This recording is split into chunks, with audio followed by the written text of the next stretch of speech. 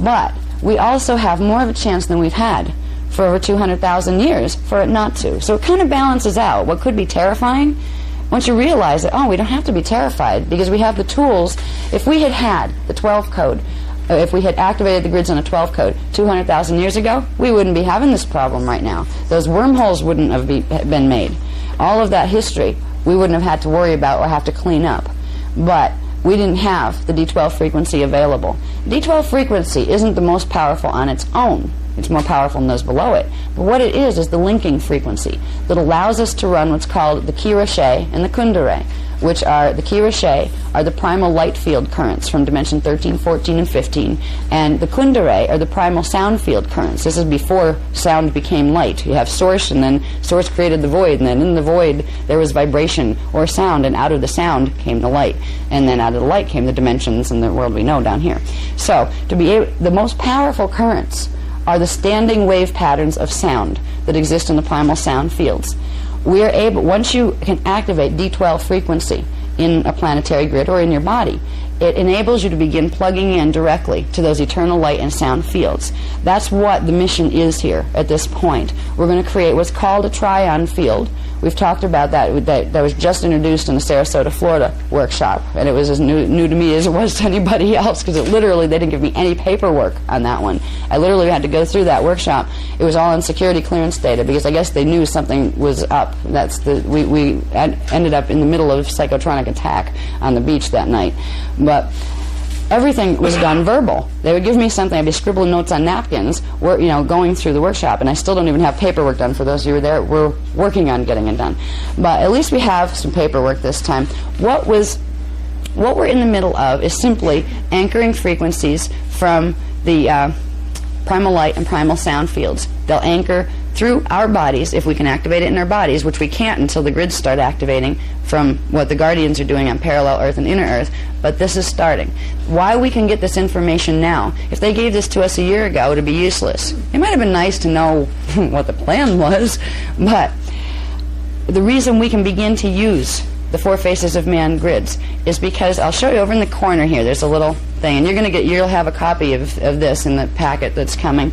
Down here in the corner, it says Earth, Four Faces, and it shows a little cross where they're positioned. 1, 2, 3, 4. That's these guys. 1, 2, 3, 4. The ones on parallel Earth run on the same axis, but it's actually a 45-degree shift, so 1 is over here. You have 1, 2, 3, 4.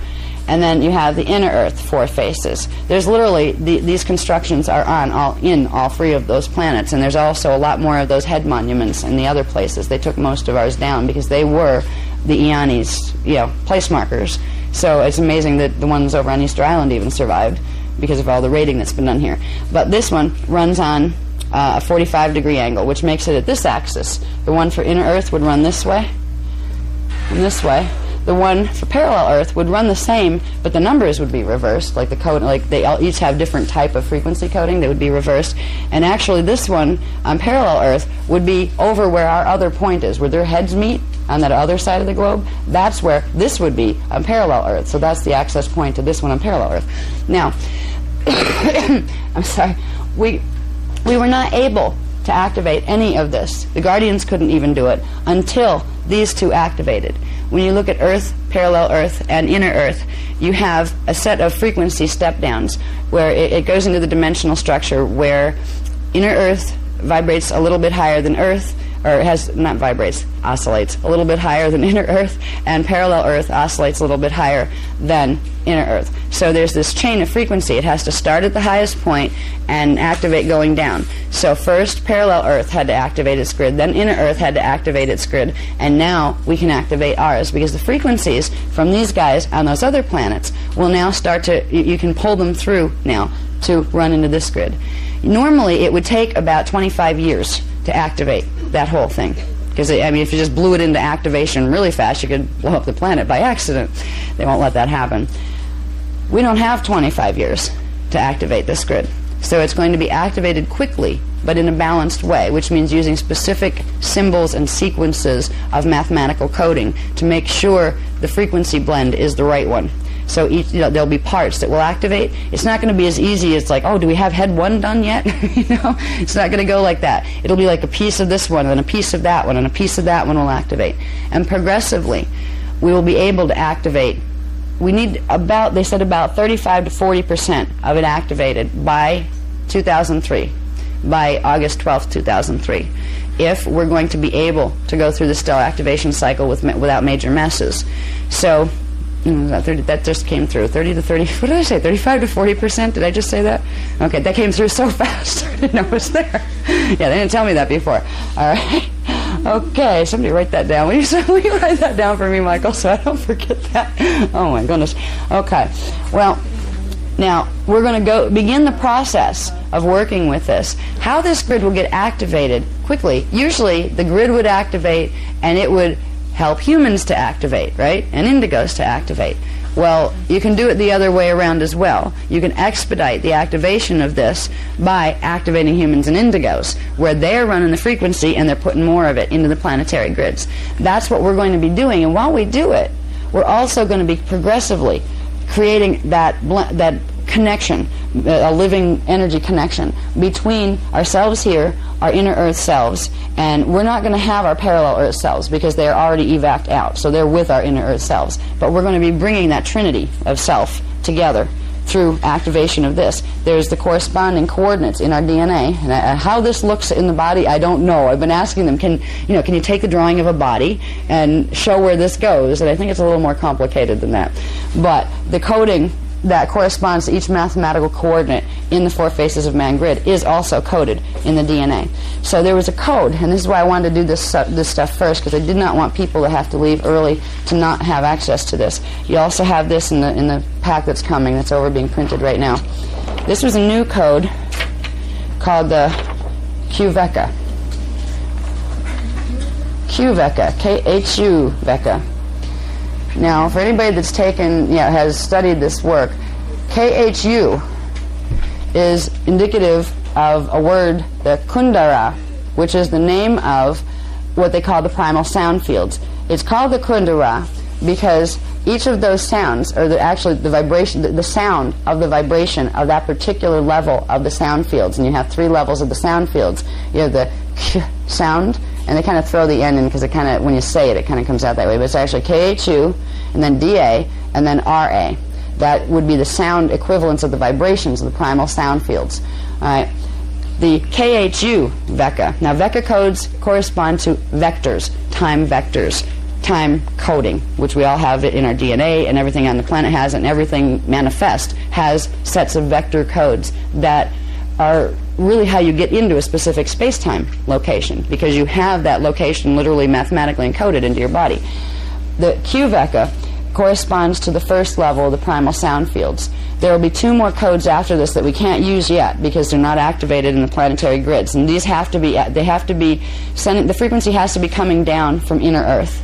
These are the ones that are coming through, whoops, not up there anymore, coming through the grids from the 4 faces of man down from parallel to inner to here. So we can use this because this is what's beginning to activate in the planetary grids now.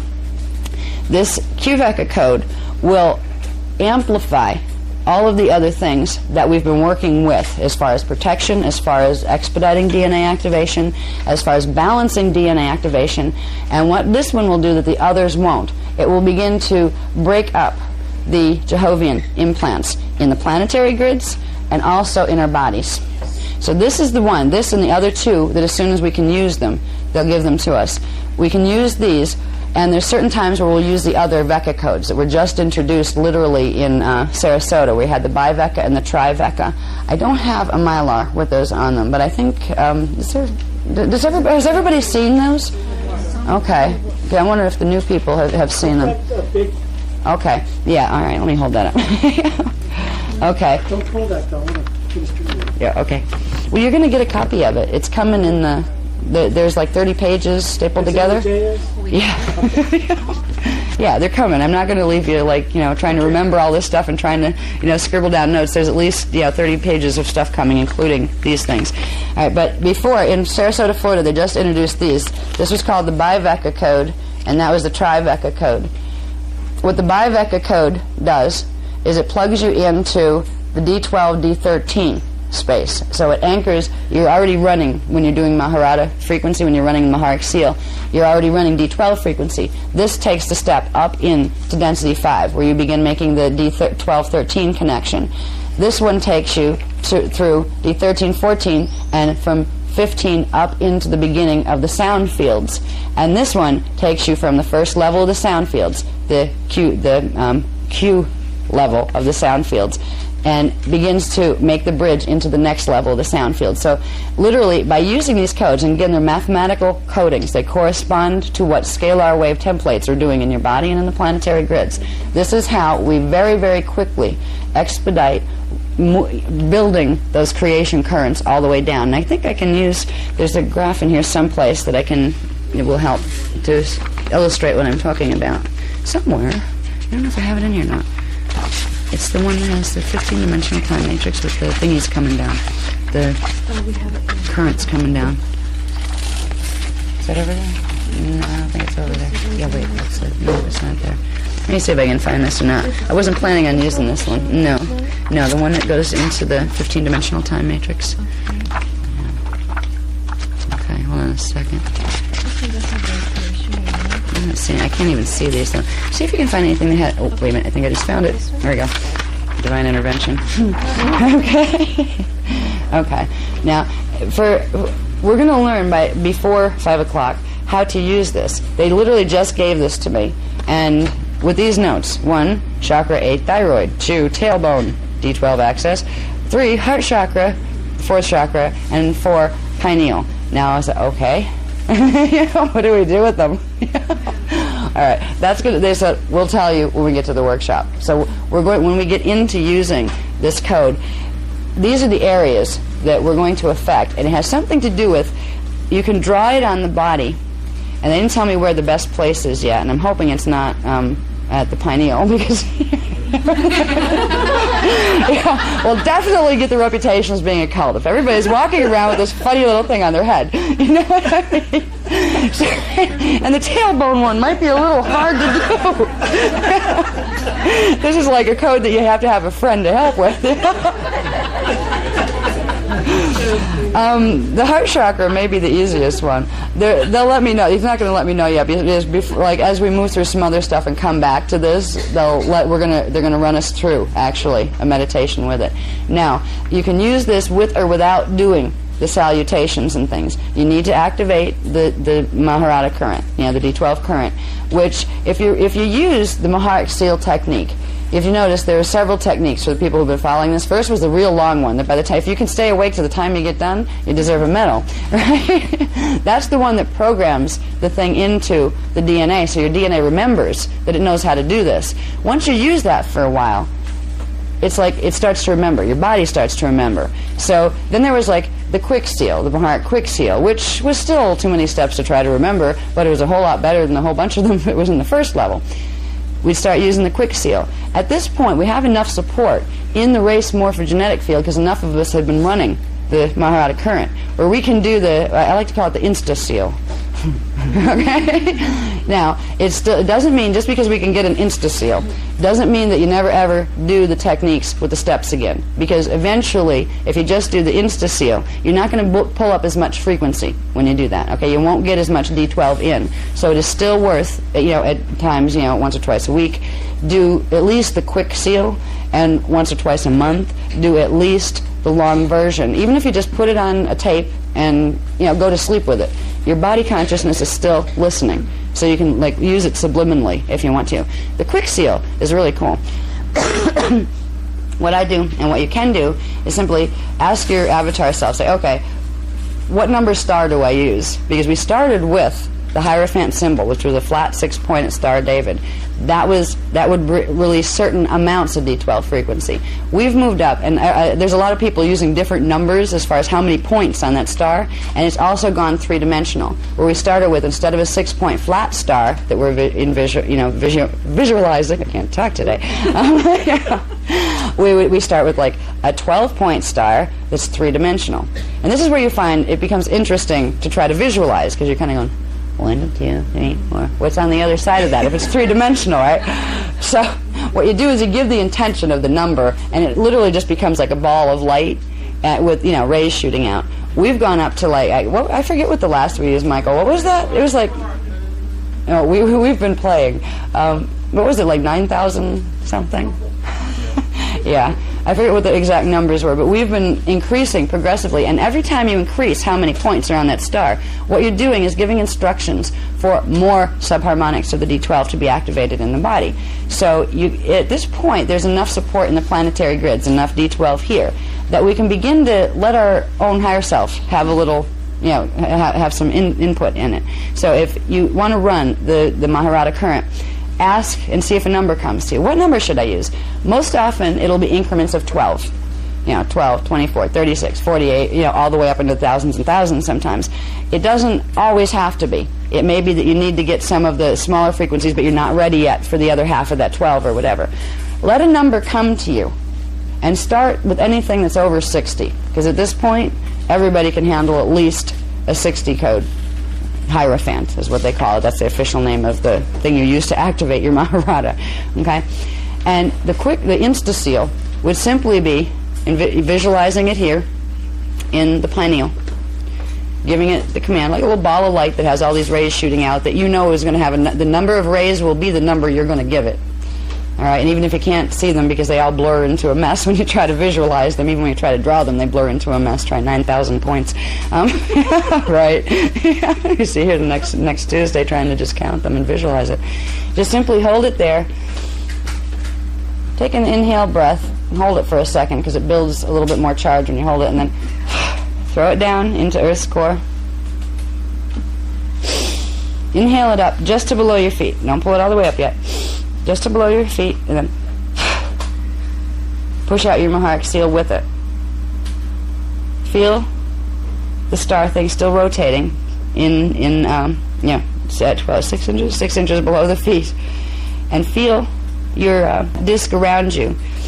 Take a few more breaths, just bring more frequency up, and you're not going to bring the frequency up into the body yet. The idea is to get that shield activated first. So you went down, up only to where the Maharic shield is, and spread it out. A few more breaths. You can like do it just with just one, but you'll strengthen how much D12 current you get the more breaths you use. So you can just remember you're still blowing it out beneath your feet. You're expanding the disc around you. Once you get to a feel like, yeah, I can feel it there. There's some frequency there. Then simply put your attention back on the star that's in the center of the Maharic shield and pull it up to the heart chakra and blow it out this way. Take another breath to do that. You're actually activating another shield that comes out this way, your turic shield that goes with your oversoul level. That'll kick in your telluric shield down here into activation. And then just inhale, and it went all the way out the top of your head to the 14th chakra, and you'll see it go into a burst of light and anchor at the 14th chakra. You can get to the point where you can do it really, really fast. You just simply, if you come up on something, if you start to feel funny, if you walk into a room and there's some funny energy there, simply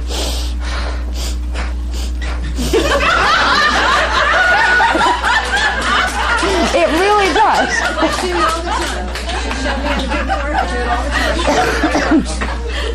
It works.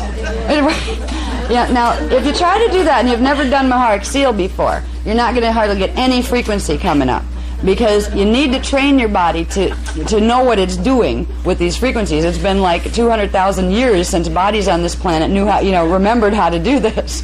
But it's really nice since everything is being accelerated. We don't have time to stand at a site for a half an hour doing 26 steps to get our Maharic seals out, right?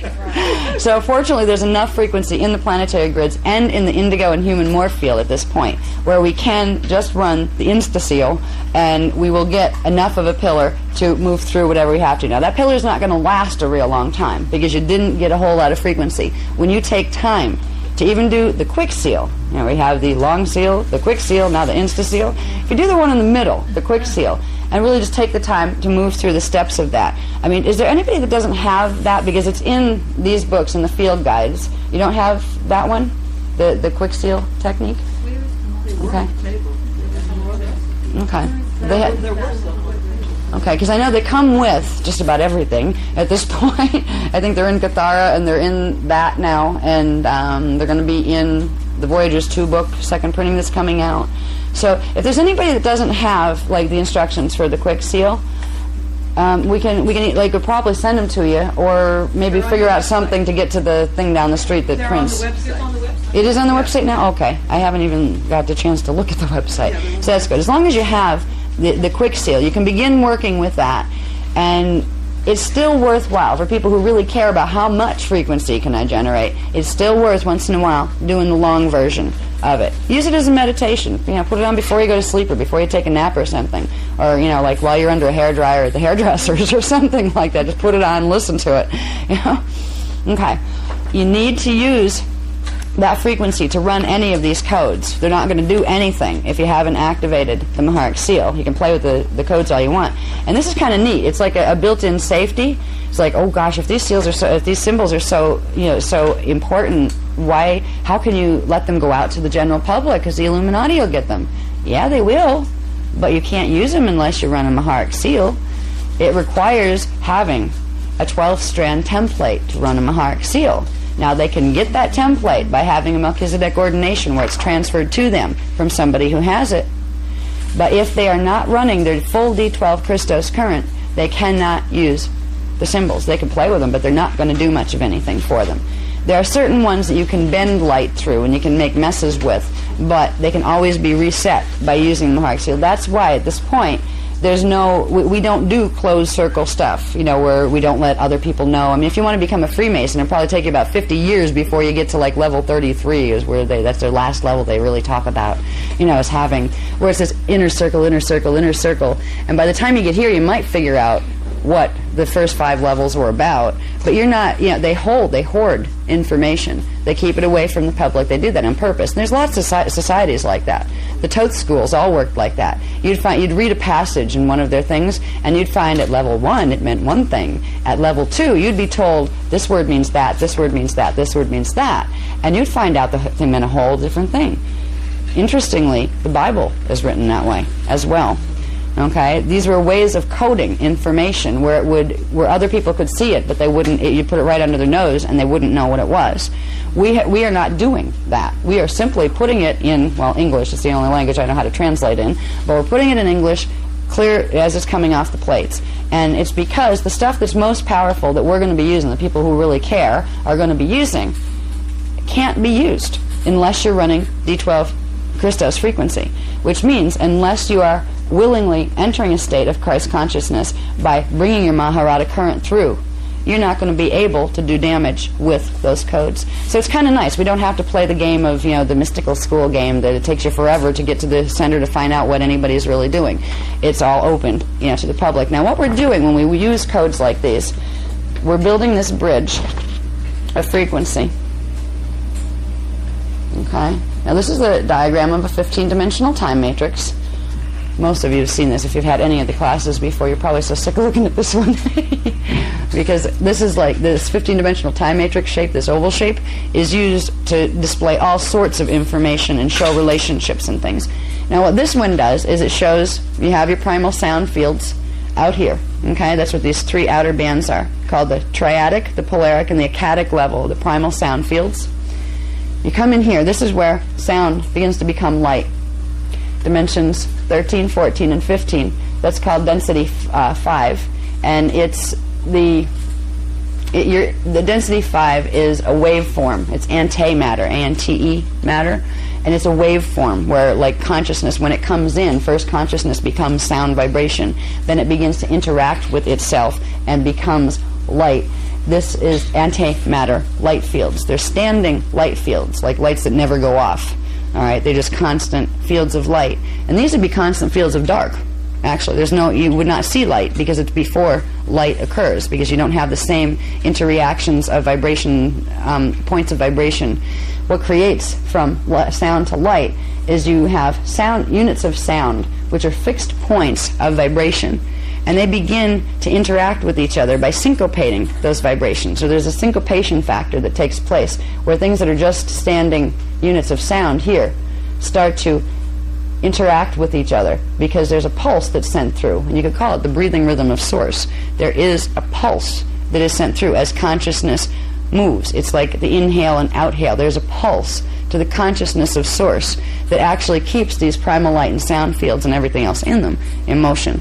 So it is the pulse from Source, this consciousness, that takes these vibrations and begins to make them move to where they interact with each other, and they interact with each other following very specific mathematical geometrical interrelationships that create the bending of frequency, which creates light. So you have your primal sound fields, primal light fields. Now, these primal sound fields are what collectively are called the Kundalini currents. They are the primal sound currents, the first currents emanating from Source, the first levels of individuation from Source. Source isn't somewhere over here away from this. Source would be the boundaryless thing all around here, as if the paper went off for forever. So this is taking place within Source. This is why it can never be separate from God, because there is no place to go besides in here. If you're in manifest form, you have to manifest through the structure. This is the structure of dimensionalization that allows for consciousness to bend itself in ways where it becomes light and sound, that interacts in ways that allows a three-dimensional hologram to be created. So we're all in hologram that we create ourselves. Now, we are in our at one with Source all the time. There's always a part of ourselves that are here, up in, beyond, before sound. There's always a part of ourselves here in the primal sound fields. That part is called our ascended master levels of self. There are 3 levels of that. And they are existing with us simultaneously. This is why any systems out there that teach you to follow and give your power to somebody else because they're more important than you. Now, there might be somebody that has learned more and grounded more information here than you have right now. But we are all equal when it comes to this, because we all have these simultaneous stations of identity. Even once upon a time, the fallen angelics, they have their levels up there. What they have done in the Phantom Matrix is sever their connection down here at D11. So they cannot access those primal sound fields or the levels of consciousness to go with them. And it's a distortion in consciousness that makes them feel very alone, so they try to take energy from everything, other systems, because they feel they don't have any, because they feel they're not connected. This is with people that have the 12-strand template.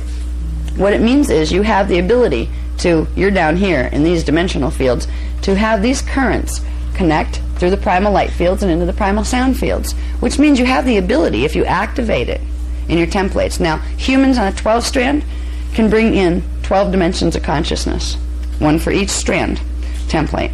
Okay? Indigos, if they have 48 strands, can bring in the whole thing from the akadic level down.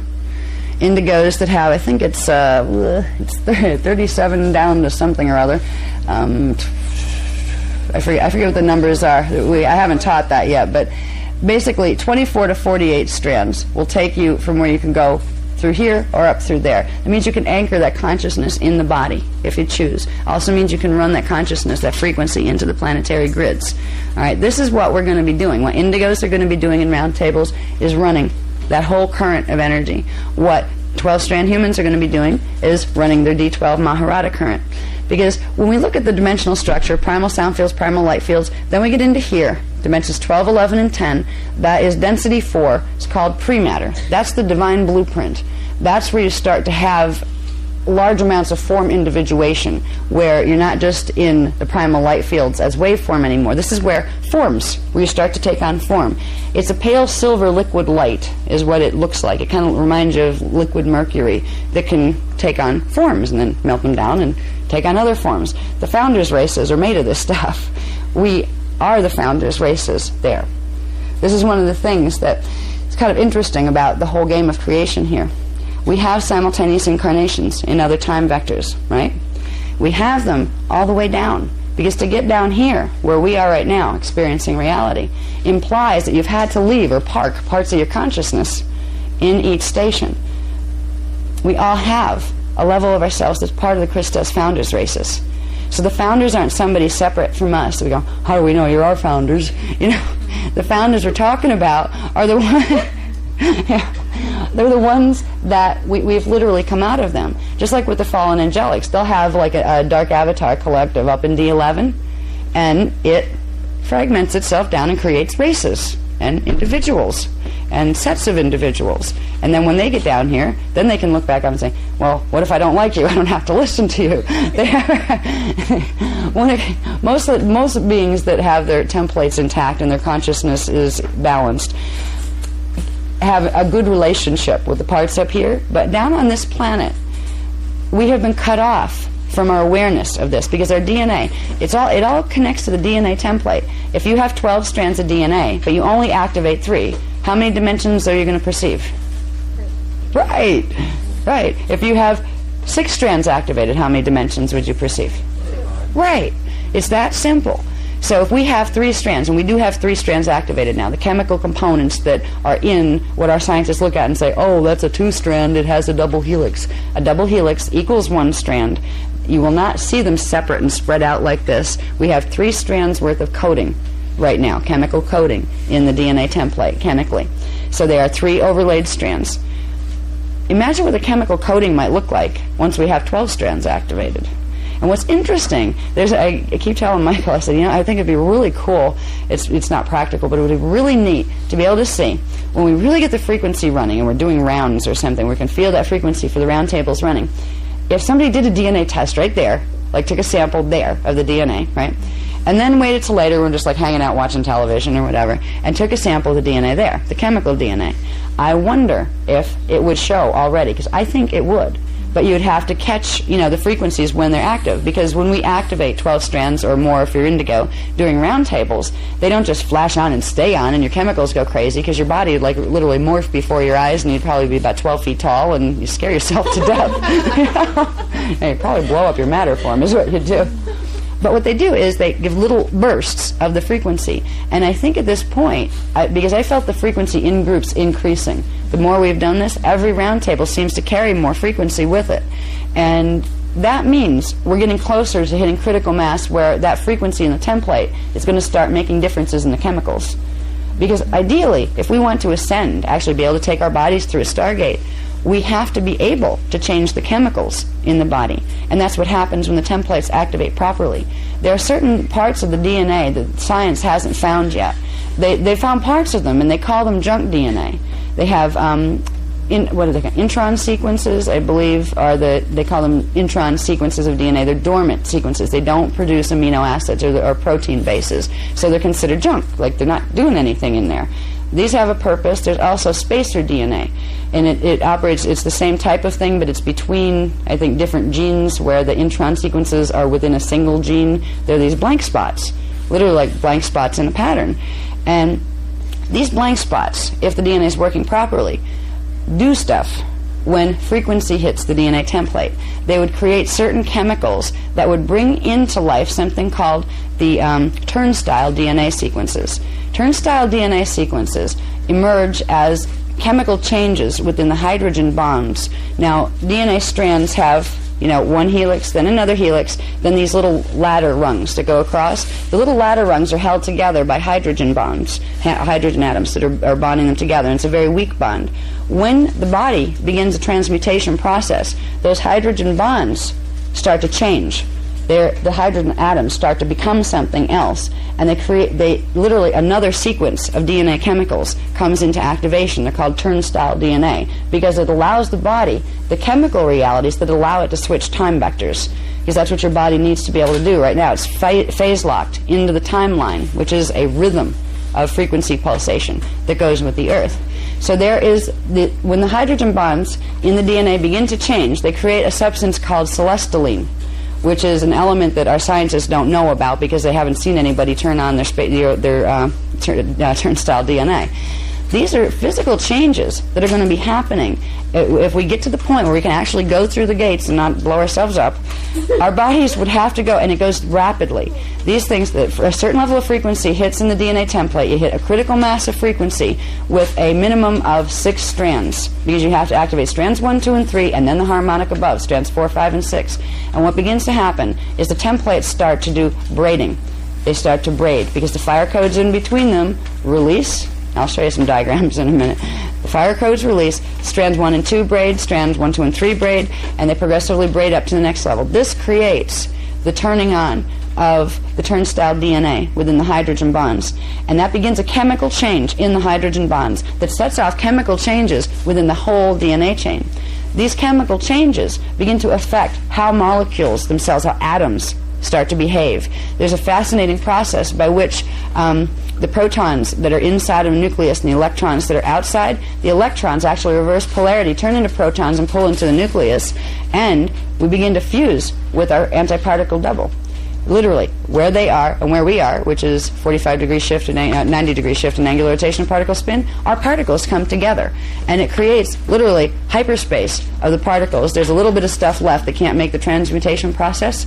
And all of these things are set in motion by the DNA creating the chemical celestine. Celestine begins to change how all of the chemicals and hormones in the body work.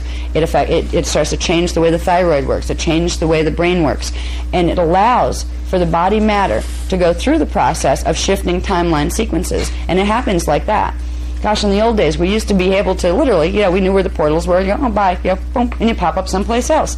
It was that fast. Your body would literally turn into a flash of light, and actually it turns into sound. This is called going into Merkaba, okay? Where the Merkaba vehicle fits in is these are the energy fields that your body literally turns itself into to get itself from one space-time place to another. So there's a whole fascinating process that we go through as we, progressively work with these currents. How the DNA activates is the templates get hit with progressively higher sequences of frequency in the right order, preferably, because if it's not in the right order, that's when you can get hurt. That's when people run Kundalini energies and they don't do it the right way and they don't clear the DNA template. They can have horrible experiences with it. Well, our programs make sure you understand, first of all, what a Kundalini energy is, what it's connected to, realizing the DNA template has to be handled with the D12 frequency or it's not going to be clear enough to run Kundalini. Now, these are the currents, the frequency currents from the primal sound, primal light, pre-matter fields. Down here you get into the etheric matter fields, semi-etheric matter fields, and down here are the matter fields that we're in. These are literally frequencies of energy that progressively activate in the DNA template that once the critical mass of them activates, that level of the strand templates will activate. And then that level of the turnstile DNA will turn on. And that will affect that level of the hydrogen bonds. So there's a whole process. It's not like you have esoteric over here and physical over here and there's nothing in between. They go very much together. This is part of the missing links that are in a lot of metaphysical teachings. They'll make all sorts of promises about God and ascension, and if you're good and you do certain things and follow this book or that book, you're going to get to heaven.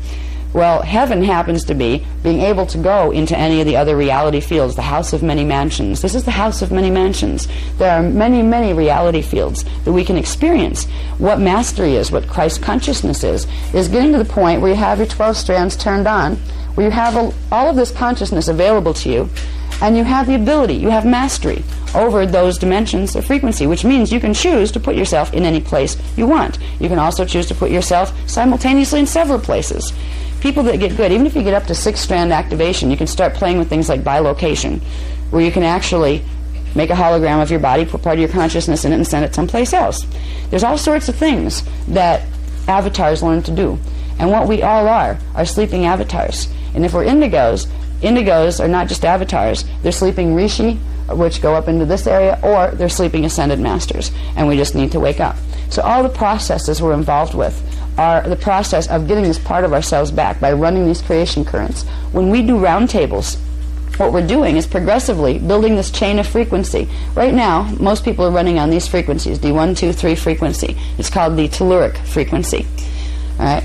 There's another set of currents here that are called the duratic currents, which are the dimension 4, 5, and 6 currents. Most people don't have those turned on at all because their DNA is not activated to the 4th or higher strand. Then up here you have the turic currents, D7, 8, and 9. These are the currents when we teach Cathara healing. We teach you to run frequency. We teach you how to open the seals in the body so you can get these currents in. Every healing system on the planet right now doesn't do that. What they're doing is using the telluric currents down here. So they get moderate effects, but you're not going to get permanent and lasting effects. The reason we can use these higher currents is because we're using the D12 frequency now that it's available on planet. We can use that to release the seals in the body that allow the frequency to come through. When we do round tables, we are creating a pillar. Each one of us becomes a pillar of light and sound. And that's what we leave behind. After we leave a round table, like the round table you did this morning, Now, you may not see anything out there on the D3 level, but if you looked at it from D6, or if you were looking at it from, say, the astral plane, it would look like, literally, the design that you see on the little diagram that shows the little circles, the geometrical shape. You would see pillars of standing light left where everybody stood. Yeah. And what those pillars do is they don't just stand there on the ground, they go into the ground and they connect into the Earth's core. And they send frequencies out and make all sorts of little tiny tributary lines out into the grids that they're connected to. Now, if you were running reverse current like the people who were being trained in the Anunnaki mode are doing, what your pillars of reversed light and sound would do would go in and trigger activation of their APIN systems. What our pillars do is they go in and trigger activation of the APIN systems and the natural seals. So actually the seals start to release, they help us to activate our seals, we run more current, and it helps the seals to release more, and we get to balance the frequency by doing it. We're doing major work with energy when we do these roundtables. It was kind of funny because they just gave us these technologies not too long ago. It was this year that they gave them to us. The roundtables, is it better to keep moving them out of people's homes? Or can you keep doing it in one spot? Actually, it's good to move them around too, but I remember times when we used the round tables. I have like kind of postcard memory snaps from when we used to do them, and there'd be thousands of people doing them. It was awesome watching like a field of like 5,000 people doing sets of round tables all together.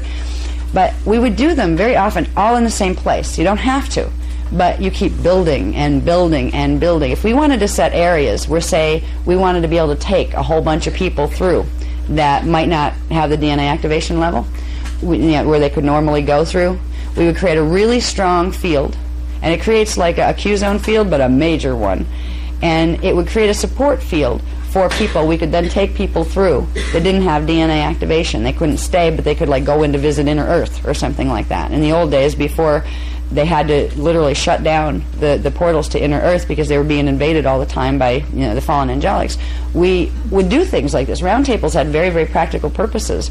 It's kind of funny. It reminds me of the idea. I saw a little film one day about a guy who was living out on the land, and he made his own electricity.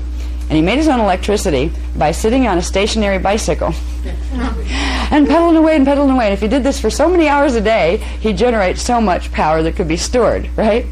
Well, in the old days, we didn't sit on bicycles and pedal. We would do round tables every so often. And what it did was there was literally a global network of electricity that it works different than the electrical currents do here. We were able to generate a standing field of electricity that could be drawn on. You could literally use there were times when if you needed light, you would simply either pull it from inside of you and pop it out and have a little light ball or hang one out in front of you, or you could literally run systems. We didn't have light bulbs in those days. We didn't need light bulbs in those days because you could literally fix pillars of sound that would bring in as much frequency as you wanted from the standing light field that was created in the atmosphere. So we would literally do round tables, just like you have generation plants that burn coal and stuff it was just us. We would simply do our dances every once in a while, and you have a big group get together, and they would do it, and it would poof, and it would like leave a whole huge amount of energy that could then be directed through crystalline technologies into usable energy forms, free energy forms. So when we do round tables, this is just the beginning of an awesome, awesome level of technology, a technology that is a Christos technology, that doesn't require artificial things that mess up other things without knowing it. It's a natural technology. It's also the way that eventually we will be able to evolve ourselves back into what we originally were. The angelic human form was an immortal form. It was not a form that death was natural to. Death is not a natural condition for human bodies. Human bodies have 12-strand minimum DNA templates. Anything with 12-strand DNA template is meant to ascend. It's meant to take its body out of here when it's done. We've been stuck here for so long because the grids have been messed up, which messed up our DNA in our bodies. So there's a lot of exciting stuff. We learn scary stuff about, oh my God, the Illuminati's doing this and they're trying to suck us into these two black holes, and it's like really right down to the wire right now. And it's like, yeah, it is a crisis situation. But we have the answer to the crisis, so it's not a crisis where you have to go collapse and get really scared. You need to take it seriously, or then you might have to go into the other reaction because nobody will do anything and it will not go pleasant. But there is a huge amount of data on the other end of this, that once we get through these challenges, there's no turning back once this stuff is released on the planet. Once this knowledge is out, whoever's left standing is going to be able to learn it. And this is the kindergarten level. Right? We can do amazing things with it. So there's a lot of happy things to think about too, as far as what we're moving into. When we're working with the techniques, with the symbols, we're working with these frequencies right here. We're building that bridge. When I talk about the Antankarana, D9 down to D1, that's the Antankarana right there. It's 9 dimensionalized levels of frequency. When we get up to here, D10, 11, and 12 collectively are the Maharata. So when you run the pale silver of the D12, and it's actually D12 and D11 combined, you're running the full Maharata because it'll bring the D10 in with it. Up here you have the Ki-Rashe, primal light fields. Up there you have the Kundare, primal sound fields. It's progressively building your body's ability to hold this pillar of light and sound. And as you do, you bring more and more of your self-awareness in, because you have portions of yourself that you're made of frequency. Even here, your consciousness that you're aware of, this is mostly your D3 consciousness. As far as the self that you know, that you have right now, I say, okay, I look in the mirror, this is me. That's your D3 consciousness. Now you also have your D2 consciousness, which most people on D3 don't really know it too well yet. They're just getting to know it. That's what we call the emotional body. That's a part of your focus that's stationed in the D2 frequency bands, and it's perceiving in its way and understanding in its way. And we have some genetic problems right now that make it very difficult for that part of you to communicate with this part of you fully clearly. So we get a feeling. And sometimes we don't know what that feeling is or what to do with it. Then we have another part of ourselves, the D1 level of self. That is literally your subatomic self. Your molecules, the elements your body is made out of. This is you too. This is a part of your consciousness that takes on that form. Most people don't realize they're thinking as subatomic particles as well as thinking here. As we progressively integrate the higher frequencies, it loosens up the relationship between those separate levels of our bodies, where we start to know our emotional selves as ourselves, and we begin to know our physical selves as ourselves as well. It's really neat when you can flip into microvision. There's a thing that comes when you start to integrate, where you can start to literally see things from the microscopic perspective, because you're starting to integrate your D1 level of consciousness. I flip into that sometimes, and sometimes you're better off not, because you can see all the bacteria on stuff. And if your D3 mind knows it doesn't want to eat stuff that's contaminated or has bacteria on it, it can be a real nuisance. Like you can see mold before it's visible. Things like that. You go in the refrigerator, try to get a slice of bread, take it out, and your microvision kicks in. Microvision will be very useful as we move through the challenges that these times present. Because if we know it's there, we can set the intention that we would like to develop this skill as soon as possible. If you get the ability to be able to see the microscopic level without a microscope, you'll be able to look at water and see if it's contaminated or not.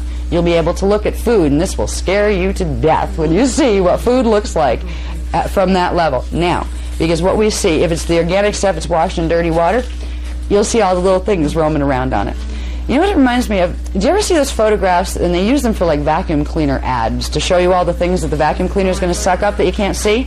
And they take like dust particles, like little tiny dust particles, and they blow them up like 1,000,000 times, and they look like these monsters, you know? They have little dust mites that look like really horrible things from outer space that are going to eat you alive. So you do have a level of your consciousness that can perceive these things. You also have a level that can perceive in every one of those dimensions. So as we work with the round tables, we're not just helping the planet, we're not just going to get those wormholes closed and finish the Christos realignment mission. We're going to find progressively more and more of ourselves. It doesn't happen overnight, it's progressive. The more you work with the energy, bringing it in, the more you work with the techniques and bring it in, the more of you get back. And it changes your life. When you start to make leaps, and it's always, there's a place you go into, and it hits, it goes in cycles, like you'll go through an activation cycle of the DNA, and you'll start to know it. If you start to get a period where you start to go into heat flashes, and you just notice, God, what's wrong with me? My hormones doing weird stuff or something? You know, am I crossing that age barrier or what? You know, if you start to get little periods of where all of a sudden your muscles ache, or you're getting like little shooting pains in your bones, it won't last forever. Now, there are other periods where you're clearing Jehovian implants before you have the things to release them, like Michael and I have been doing, especially Michael. And this is really hard. You will feel pain in those areas. But we're getting the symbol codes now to work with where we don't have to feel the pain. But as we work with this, there's real physical things you'll feel as your DNA activates. You'll feel sometimes heat rushes. Sometimes you'll feel numbness in like I was getting it here. Just that part of my leg would just go numb. Not sitting on it or anything, I wasn't sitting cross-legged. It would just happen to go numb and tingly. These are new portions of the axiotonal lines and the ley lines in your body, your meridian lines, waking up to hold a new frequency. So there are changes that you'll feel in your body. Some people get bumps on their head. I saw a few people that had that, where literally they'd either get bumps or, not cysts, they would just, the skull would change a little bit. The shape of the bone would change a little bit, and then it'd go back down to normal after a couple weeks. But it was reacting, the body reacts to the chemicals. So I think it's pretty, we haven't had anybody analyze DNA.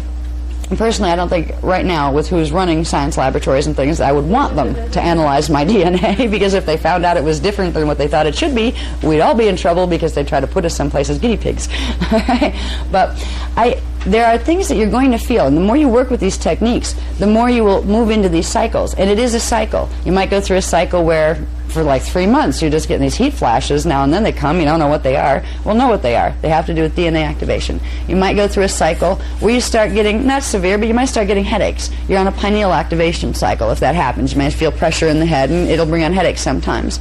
You might go through a cycle where your vision goes blurry. This is associated with pineal activation as well. Now, when we're going through DNA activation, it's not just something fun you do on weekends, when you go to a workshop. It's something that everybody's going to start going through, but at least we know what it means. The people out there are going to start running to the doctor to give them medicine for heat flashes. They're going to start running to the doctor for the eye problems, for ear problems, because there's periods of time where ears do weird stuff too. And the one that really drives me crazy is the memory. There are times, I don't know if anybody has noticed this yet, but there will be times when literally you walk from one room to the other and then you stand there and go, and then you know what helps with that? Literally backtrack. Go right back to where you were when you had that thought, because you left it there. Okay? But you'll be doing clearing. Your cellular memory is going to be clearing as you do this. It's making room for more higher frequency and stuff that's really not pertinent to your growth. Your higher levels of consciousness are going to say, excuse me, that's going to go. And it's like, that may be really inconvenient at work if you have to remember a lot of statistics and numbers and things like that, and all of a sudden, where is that file? I know I used to know this, where'd it go? So it balances out after a while. It comes down to the stuff that's important for you to know is there, and then you get to a point where you might get so much information coming in, you realize you just can't hold it. There's nowhere to put it in your cellular memory. What I've learned to do is to trust that whatever it is will be there when I need it. And that goes for your physical parts as well, too. If you really, really need it, it will be there. If you're going through a purging cycle and it feels awful, because some of us will, there are distortions in the DNA templates, miasms from the karmic imprint, that we're going to be clearing progressively. But if you can realize that even though you're going through a yucky cycle, there's another part of you that knows exactly what it is, even though at that point your head is probably, where you get, if your body's doing stuff and it doesn't feel good, it tends to drag your emotional body and your mental body right with it. Whereas, I'm sick of this. Get me away from this. And you just want to go around, and bite somebody, mostly yourself. You're like, geez, get me out of this body. If you can realize at those times, there's a part of you, your soul level, your oversoul level, your avatar level, that understands very much the discomfort you're going through. It's doing its part to help you get through this as comfortably as possible. And even if you lose focus and it made sense to you 2 weeks ago, but all of a sudden you don't know what the heck you're doing with your life and you don't know what to do and nothing just seems to work and you just feel like you're not connected to anything, that's a shifting place here. You're moving into a higher space. And your avatar self already knows that. So it's comforting to know that there's some part of you that already got the plan. All right? Even if you don't know what you're doing, that part of you does, so you can trust it. Right? These are things that are like survival skills when you go into rapid DNA activation. And right now, it's going to be very interesting, because this is one of the things I wanted to get to, is rapid DNA activation. We are going through, I'm going to do the seals first. This is, you have these in your books, too. This is what took me forever to compile this. This is one of the charts that took a long time. This is a place that talks about the planetary seals, okay? This is a diagram that puts it all kind of in one place for you. You can probably read it better in your own books because the print is offset from the one behind it on this. And I don't know what page it is because these weren't page numbered yet. Page 4? 4. Okay. Can I just ask you something? You're talking about you're losing your memory. I've had so much of this happening where I'll put something down and I'll go back and it just will not be there. I will rip it apart. The next day I wake up and it's sitting in that spot. What has been happening to me? That's more than memory usually. Yeah, it's happening so much this year that things were shifting. I don't know. I can't explain it, but I'm not losing my mind. No, you're not. You're not the only one that has that. She was just describing an interesting phenomenon. I was wondering if it had to do with memory or what. She said it's happening so often these days that she'll like put something down and then go away, come back, and it's just not there. But then the next day it will be. I think it jumps dimensions. It does. We're going into dimensional blend now. As these stargates open, we're starting to interface with what are called probabilities, probable reality fields. And there's all sorts of strange things happening. Sometimes, depending on what the frequency of the thing is that you put down, it went somewhere else for a while. And then it came back, literally. But if that's shifting, I'm not shifting. Well, you're kind of both shifting.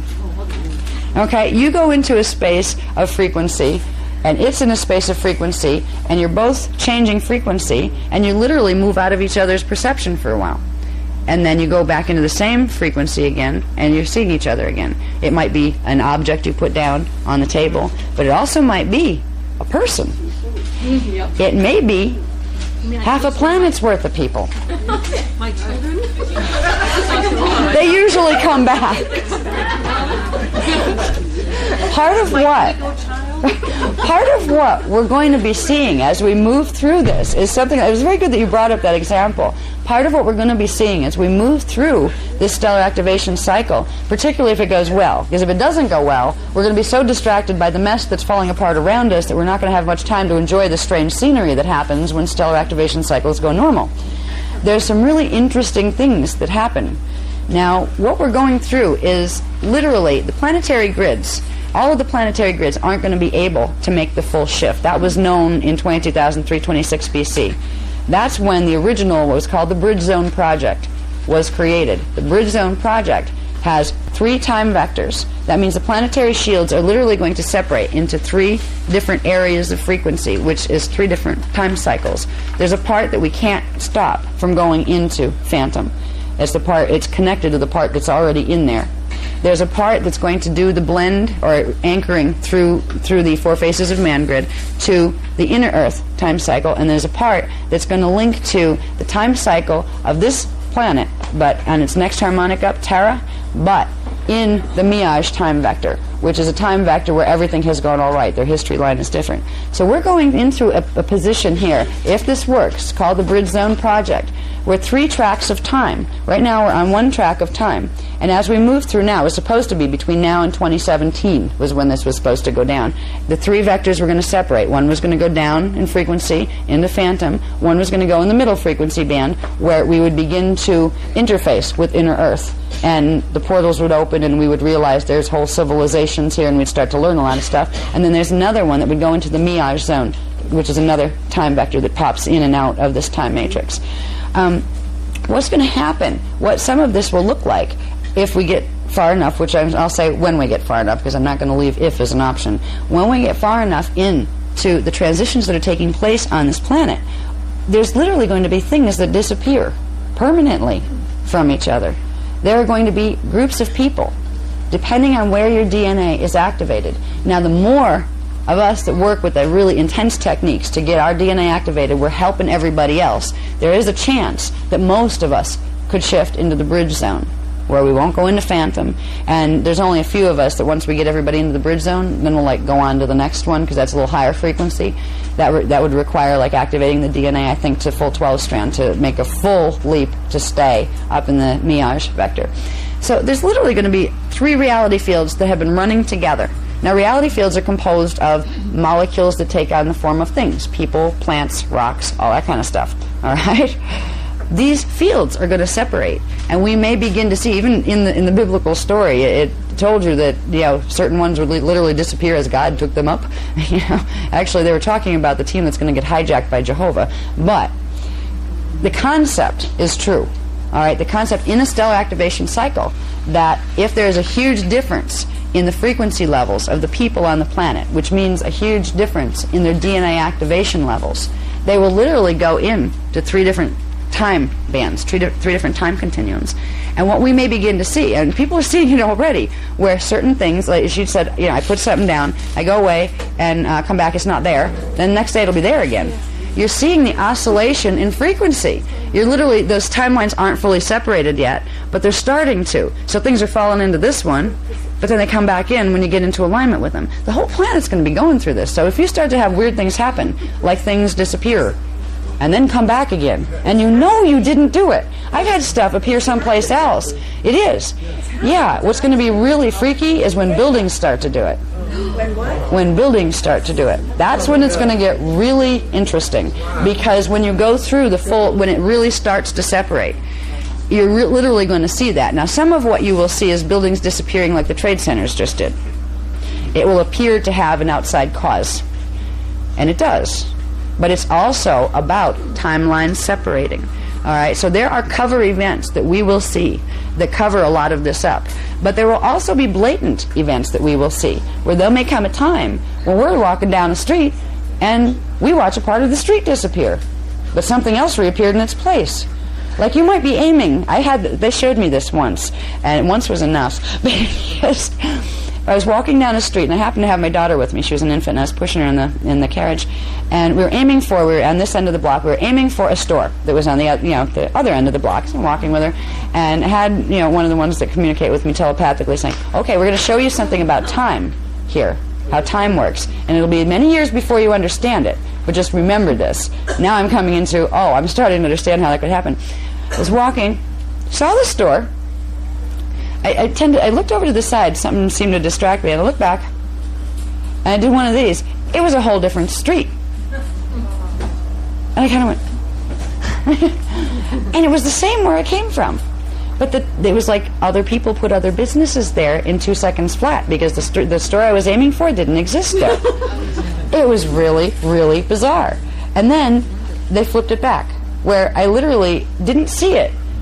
But I noticed, I felt like I closed my eyes, but I didn't. They were still open, but there was like a blank. My consciousness blanked for a second, and there it was again. And I felt much better because my street came back. Because I didn't know where to go. It's like, well, where do I go? I'm supposed to turn right down there, and my house is over there. Where is it? So these are some of the weird things that happen. You can also I've had little hints at it where going into a store, I remember I went into a store to buy a pack of cigarettes, and the one day they were like $2.10, and literally that was like at 8 o'clock in the morning, and at 4 o'clock in the afternoon they were like $3.50. And so what do they do? Just put a price hike on them or what? Just no, they've been this way for a month and a half. Okay. So if you have weird experiences like this, realize you're starting to perceive the changes that the planet is going through. And we're going to see all sorts of wild stuff. But it won't be too wild and freaky if we get what are called the Miage zones set, or Miage fields. Miage fields are frequency fields, like a frequency blanket, that will cover this planet. If we were able to get the full 4 faces of man grid in, like fully activated, and there weren't the other problems, there would be like this blanket of what looks like pale indigo blue light that would surround the planet. You wouldn't see it with instruments here, but if you were looking at the planet from a higher dimensional frequency band, it would look like a pale blue mist surrounding the planet. That is a Miage field. That is the frequencies that are going to be generated by plugging this planet's 4 faces in to parallel and into inner Earth, and then running the primal light and sound field currents. That will create that buffer around the planet. Now, in that buffer, you will be able to maintain something called a form constant, which means the form of things that you're seeing will stay relatively constant. In other words, you're not going to watch reality melt before your eyes and turn into something else. If you remember, this is all energy and frequency, and you start moving frequency around, literally there are reality systems where you walk out your door and fall off because the road isn't there anymore. There's really some strange spaces that can happen in places that are messed up.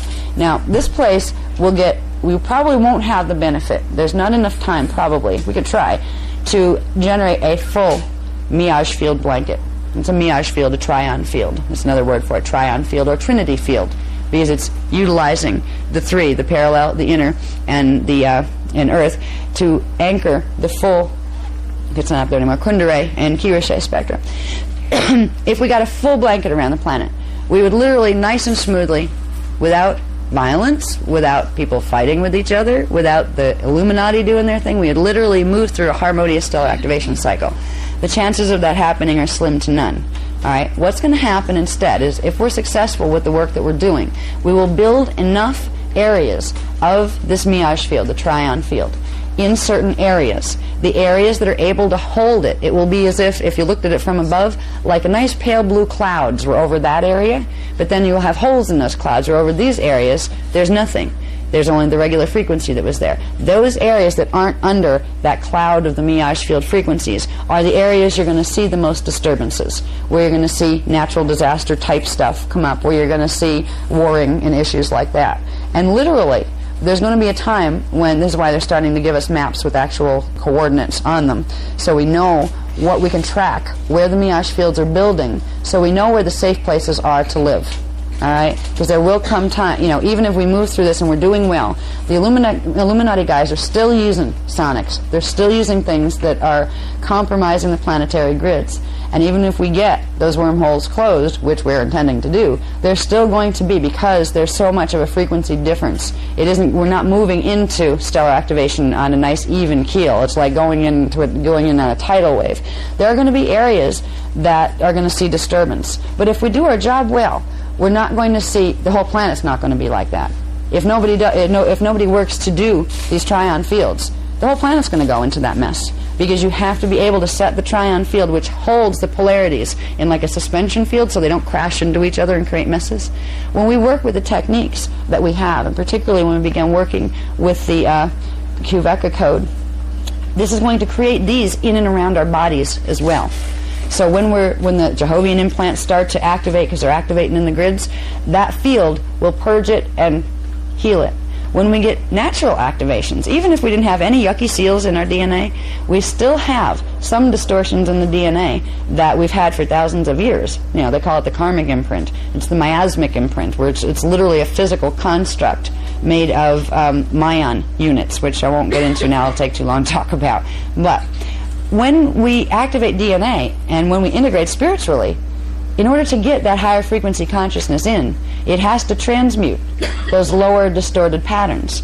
So it will bring conflict up in the body. Sometimes that's expressed physically as far as illnesses that are there to purge out the distortion pattern. Sometimes it'll come up in the form of, you know, mental issues, or issues with somebody that was from your lifetime before, you know, that you had issues to resolve with.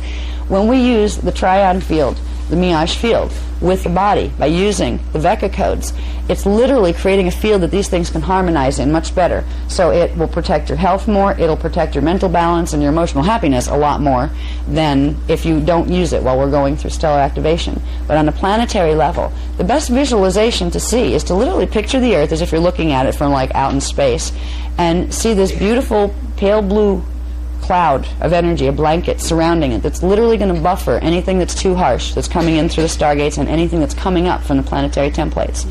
Okay? Now, we can all envision it being a perfect blanket, as if it all worked absolutely perfectly. We can hold that image, but know while we're holding it that it is an unrealistic outcome. It's a good objective, but where we are now and the amount of time we have to get that frequency field set, it's more accurate if, instead of using visualization where you see the whole planet surrounded in this blue field, let the planet tell you where it's surrounded.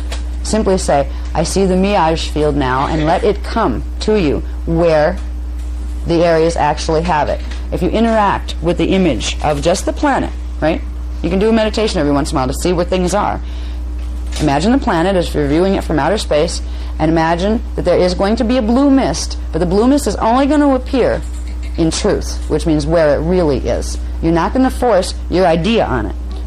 You're going to let it tell you where it is, because then you'll find out where it's most needed as well.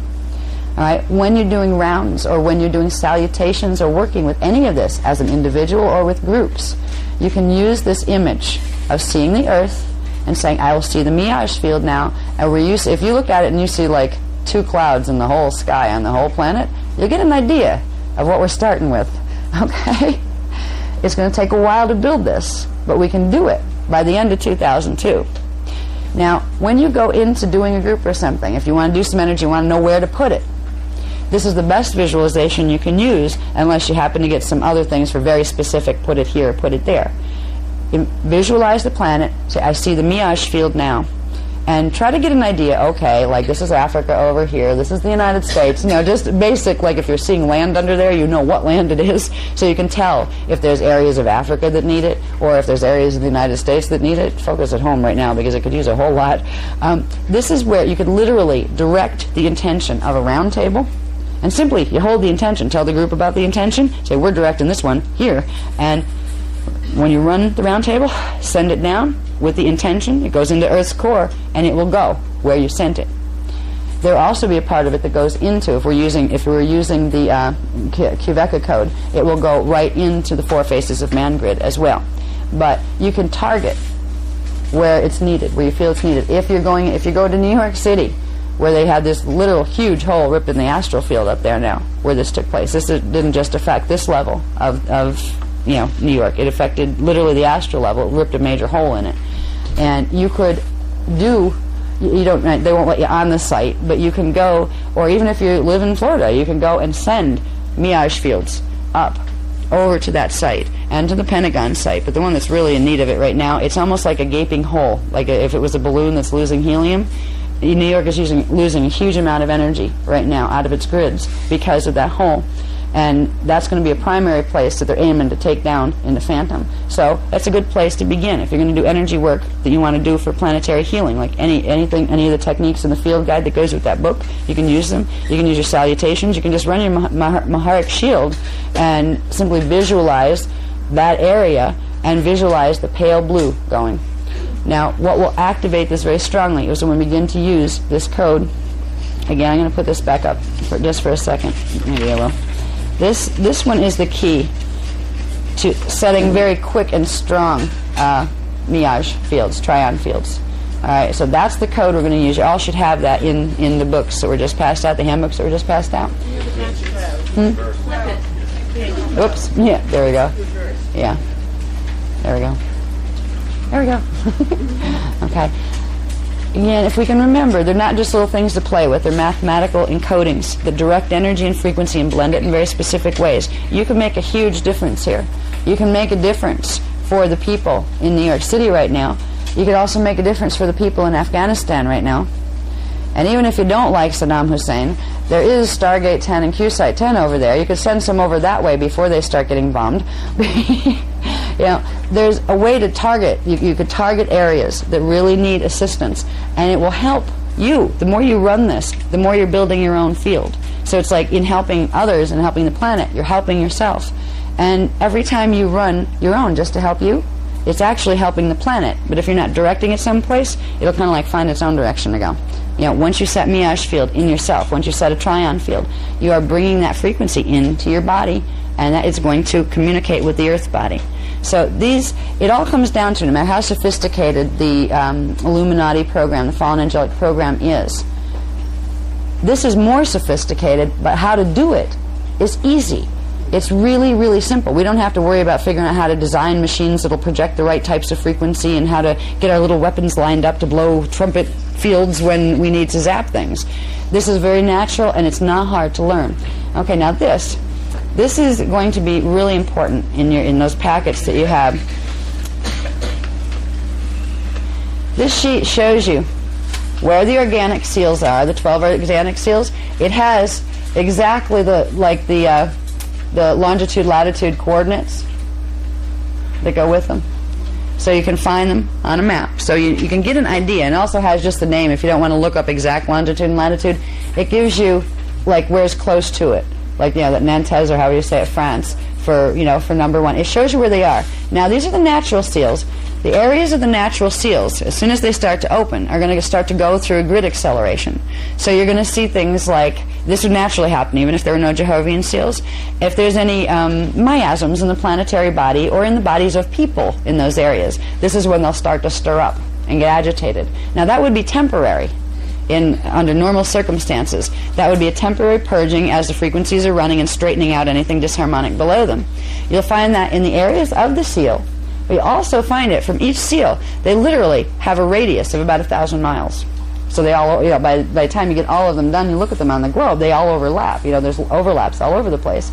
The most concentrated area of impact, let's say, from the frequencies that get released from a seal are ground zero, which is where the seal is located, then the first 100 miles and the second 100 miles. They are the strongest effect zones. Now, you also see positive things happening. This is where the people's DNA is going to be activating faster. All right, I'm going to get into a minute. Once we go through this a little bit, I'm going to show you where this chart corresponds to your DNA as well, because there's a timeline on here. It already shows Seal 1, Seal 2, Seal 3. They have been activated already. Seal 4 has been activated already.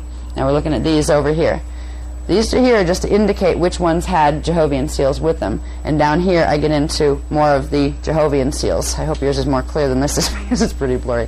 All right, so we already have 1, 2, 3, and 4 activated. Look at the timeline on this. Okay, the last one activated in September. This one's December of 2001. This one's January, in the first week of January in 2002. August, September 2002. November, December 2002. Look at this. August 12th, 2003. They're all done by then. They've all activated by then.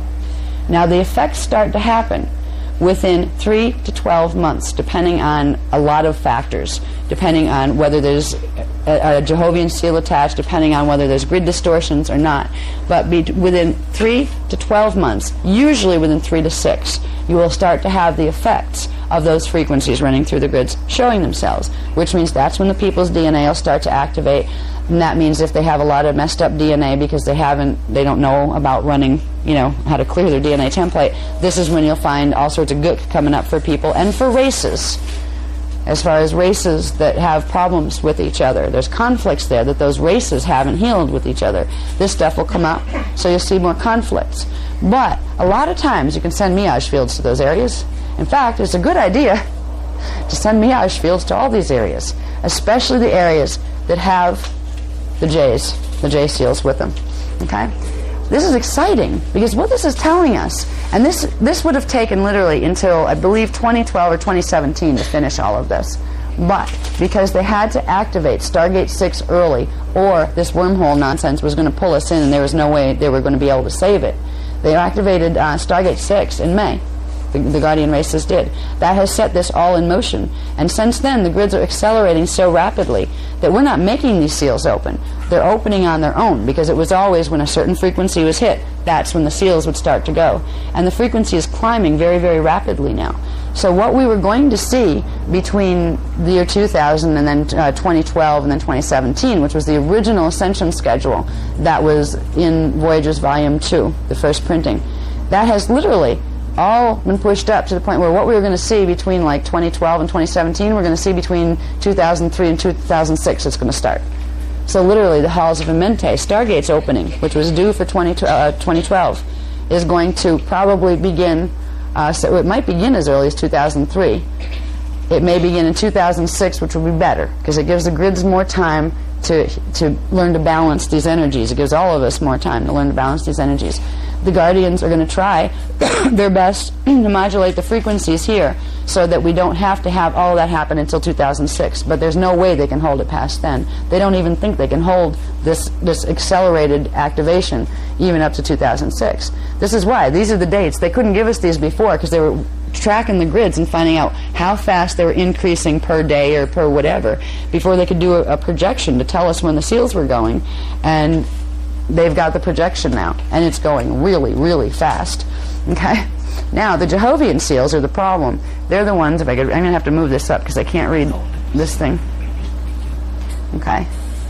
Now, what's interesting is after we get to here, and if you notice, I have on those lists Machu Picchu in December, Lake Titicaca, Peru in January. These are our trips where we're going to the areas that we need to go to run the frequency of the round tables to stabilize and clear these things. These things are going to activate whether or not we go, but our presence there, running the frequencies the right way, will create a stabilizing field that will progressively help to not have these cause earth changes. Because basically what's going to happen is these seals open, even the natural ones, I know, as these seals open, even the natural ones would create some type of climate disturbance and sometimes tectonic disturbance, depending on how clear the grids are in the areas. The grids are a mess on this planet. So if we weren't being given techniques to help stabilize this energy, we would be seeing all sorts of wild stuff whipping up. Storms, tornadoes, hurricanes, earthquakes, the usual bunch of yucky stuff. There's going to be volcanoes that are going off. I'm very concerned about the people in Mexico because they said 2 years ago that Popo was going to be one of the first to go. I can't pronounce the whole thing, but they call it Popo for short, and so do I. Yeah, anybody know how to pronounce that one? You know the one in Mexico. Popocatépetl, there we go. I'll remember that for about 4 seconds and then it'll be out again. So the work that we're doing is literally going to be able to change what would appear here if we didn't do it. If we didn't do it, we would be seeing a very dramatic and rapid increase of chaos. We would also be seeing things like, the federal relief funds that people, our country has and like other countries have, their disaster relief funds, insurance companies, all of that. You would see very rapidly all of these things go bankrupt and broke because there were so many things that hit in so many areas and so many people that needed money and help that there just wasn't enough to cover it. So the potential is that what this could go into, it could be a real mess. I mean, politically, economically, it could affect every area of your life, even if you don't live in one of the areas that will be affected. Now, what's interesting about having this chart is you not only know when the seal is going to go, you know where the seal is. So it gives you an idea of the area that's going to be affected. These will be the areas where you will see some type of reaction to the seal releasing. Now it may be a large one or it may be a small one, depending on how the grids are stabilized there. Number 1, 2, and 3 seals that are already released, which we should be seeing the results of the beginning results of those when? May, June, July, August. As early as August, which we are already through. Okay, because anywhere from 3 to 12 months after the seal releases. So you look at those dates that are there, and 3 to 12 months after those dates is the time frame you're going to see, the effect of the seal. Some of them have already opened. We're already into that 3-month period, so, heads up any time now. Okay, when we get down here, what are called galactic and universal trinity seals. This is after the Earth's natural 12 seals open. These are ones that literally begin to open up, and these are the ones that make it possible to fully activate the 4 faces of man grid, where we can make those standing pillars of sound to connect the 3 planets then into the primal light fields and into the sound fields. These are the ones, the galactic and universal seals. There's 3 of them. They correspond to dimension 12, 1, and 13, and then the next one is to dimension 13 and 14, and then 14 and 15. Once those seals release, they will allow the full Kundalini frequencies to come down. Kundalini, Kirishe, Maharada. This is the anchoring of the Christos template on a planetary level. So there will be they just released where this trip would be to in the last month. When we go, we knew we were going to France in like somewhere between November and December. They're going to let us know when is the better time. 2002. Now when we get into seal 14 and 15. One is in Jaipur, India, and at the same time we're going to be doing as soon as we get back. We won't be doing them exactly on that date, but these are the dates that they're going to activate, because we can't be in 2 places at the same time unless we split the group in 2, which isn't a good idea. All right, so we're going to do this one and this one. They're going to go, actually, at the same time, but we're going to be doing them from here if we can. I mean, hopefully the politics of things will hold out well enough. In August 2003, we'll be able to do a trip to India. That's what we're hoping. But you never know with how crazy things are getting over there. If not, we would do it at the other location, but these 2 seals are going to go. And if we're over here, this one's going to go anyway. That when we come home, we balance the frequencies of it there. Because especially Sarasota, we've been doing a lot of work on, at the grids there, but we got hit pretty good with psychotronics the last time we were there. So anyway, these two will be the final ones. This is, if we get to the point where we, let's see, with the Machu Picchu trip, we'll get through those natural seals. If we get through the Titicaca trip, and we actually get to where, well, it's time to do the Tibet trip, we know we're going to make it, okay? It's what happens at Titicaca that's going to make the difference, whether or not they're going to be able to get the Four Faces of Man grid activated. And if they can't, then there's literally going to be a different type of program set up that will teach us how to work with our DNA, and I don't know how they're going to arrange it, but I know there would be initial contact with group leaders. They would, you would be contacted, probably not by us. It would be, I have a feeling that IANI would somehow contact, the people who probably have contracts, soul contracts, to be group leaders in that event, and you would literally be given instruction on where, when, and who you could get through. And I'm talking about large groups.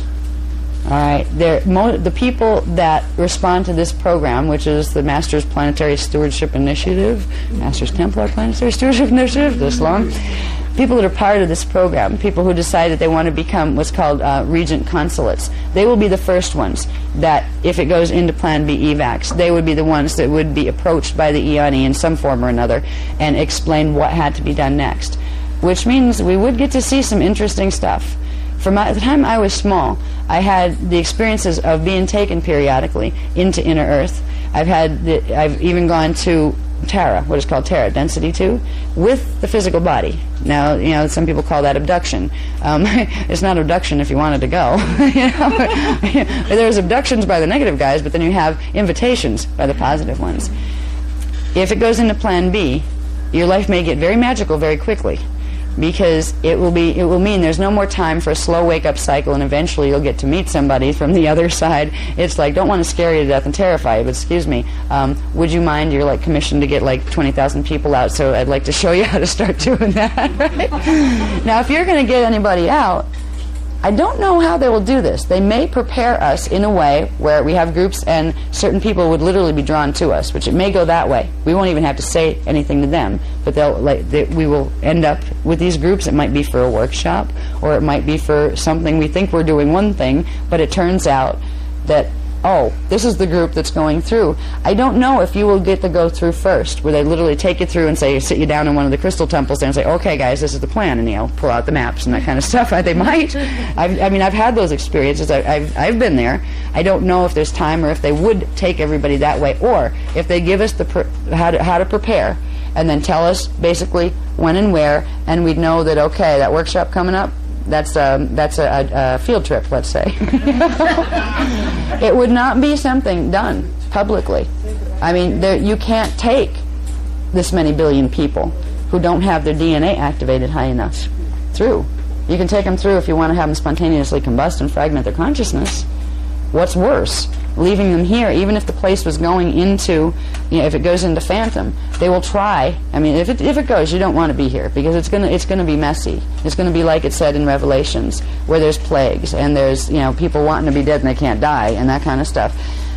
Hopefully, we won't have to see any of that. But if we do, we'll be helping not only people whose bodies can come through. We'll also be showed how to help people who aren't going to be able to take their bodies, which means they're going to leave their bodies. They're going to transition. They'll choose whatever way they want to transition, be it, natural disaster, plague, whatever. But we'll be able to help their consciousness through. I started get training in that without even realizing I was getting training. When I would find things, it started with things would drop dead in front of me, like birds. It used to scare me. It was like, like the death touch. What am I, the angel of death here, or what? Because literally, I'd be like, a couple times I was literally, and it happened twice in the exact same way, months apart, where I'd walk under this one underpass, and I had my old daughter with me at the time in her stroller, and literally the first time I walked under, and I'm glad I had the roof on the stroller, the little thing you pull over, because this bird went poof, and landed, and died on top of the stroller. And I just kind of went, jeez.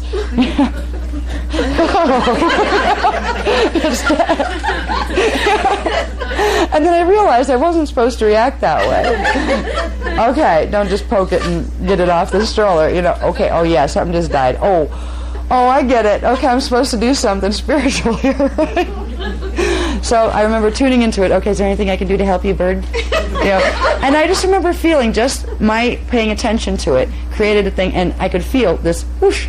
It used my biofield to step up in frequency, so it could get its consciousness out to a higher level. Yeah. That it's like it waited for me, because it knew I passed through that place a lot. It waited for me to come by. I had that happen a couple times. I've had animals do that, and the big one was when I ended up on a bus going, and I never go to, it was to Atlantic City. I never go on these things. I'm not a gambling person. I'll use my money in ways that I can be sure what I'm going to get on the other end of it. I had to go on this stupid bus trip. And I didn't really want to. I don't know why, but I have to go. So I went. I lived in Pennsylvania at the time, so I went down to Atlantic City, New Jersey on the bus. I won $100, with the quarter machines. And I said, that's enough, I'm not going to play anymore. And coming back on the bus, this bizarre set of events happened. A car engine exploded in front of the bus, and the car that was in front of the bus exploded.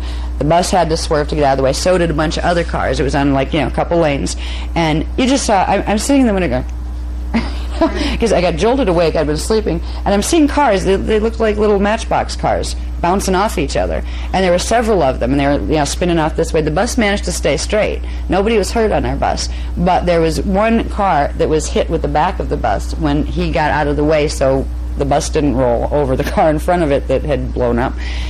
It hit another car, and that car went literally this way and got hit about 4 times until it stopped on the side, and then he drove back. The bus driver made sure we were okay, and then he drove back to a certain point, parked, got out, and he said, everybody stay on the bus. And I don't know what was, I usually follow instructions. Something moved through me, and I did this really weird thing that I didn't know I could do. I stayed invisible I linked into his field. The bus driver was going to go. He knew it was bad, and he was going to go run down to see what happened to the people in the car that he knew he had hit, with the back end of the bus. And I got behind him, and I knew he couldn't see me. I was in his field in a certain way where he couldn't see me, and I literally tracked him all the way down, and he ordered everybody, stay on the bus, I ended up standing down there with him next to the car, and I saw these 2 black vortices up over the car roof. I knew that the car roof was flat. I mean, wherever the heads were, they weren't there anymore. Couldn't see in. But I saw the black vortices up over the top. And I realized what was going on. Oh, God, it's just like the birds used to be. That the people had died. But my field was brought there. Not because on this level I understood it was going to be, but it was brought there to assist. By having a field that has these frequencies activated in it, you're like the stairway to heaven. Something that would get stuck down here otherwise. By being in your presence of your field, just by being there, you would be able to help them transition. So you may find yourself in strange situations like that. But literally, it was funny. I saw the vortices, and I thought, what's that? And then some part of me knew, was, oh dear. Like the people were dead, and it's like, don't think about that right now. Watch. And I saw these 2 little kind of sparks come up out of the car through the vortices, and a whole bunch of other ones. There's 3 each waiting for them at the top. And I knew I could feel these frequencies in my field making this bridge, so the little stars at the top would be able to reach the little ones that were coming up. And I knew that we'd help them get up to their soul levels. So it was amazing. We'll be going through things like this. If you find yourself in a situation where things are dying around you, don't let it scare you, okay? It doesn't mean you're the angel of death or you're dealing with something negative. It means you must be very valuable frequency-wise because you're being asked to help just by being there, okay? Yes. Yes. If you have that stairway to heaven, see, normally you'd have your own, but because the grids are so messed up here and they have the phantom matrix pulling, they've been literally siphoning souls off when they try to get out of body. They've been stuck in the incarnational cycles in phantom, a lot of them. Some of them end up back here, but they can't get out of here because they do. Right when the sparks are coming up out of the body, they hijack them and pull them with frequency. And people that have frequency that's able to span those dimensions and hold the integrity of the field, you literally give them a safe bubble to pass through.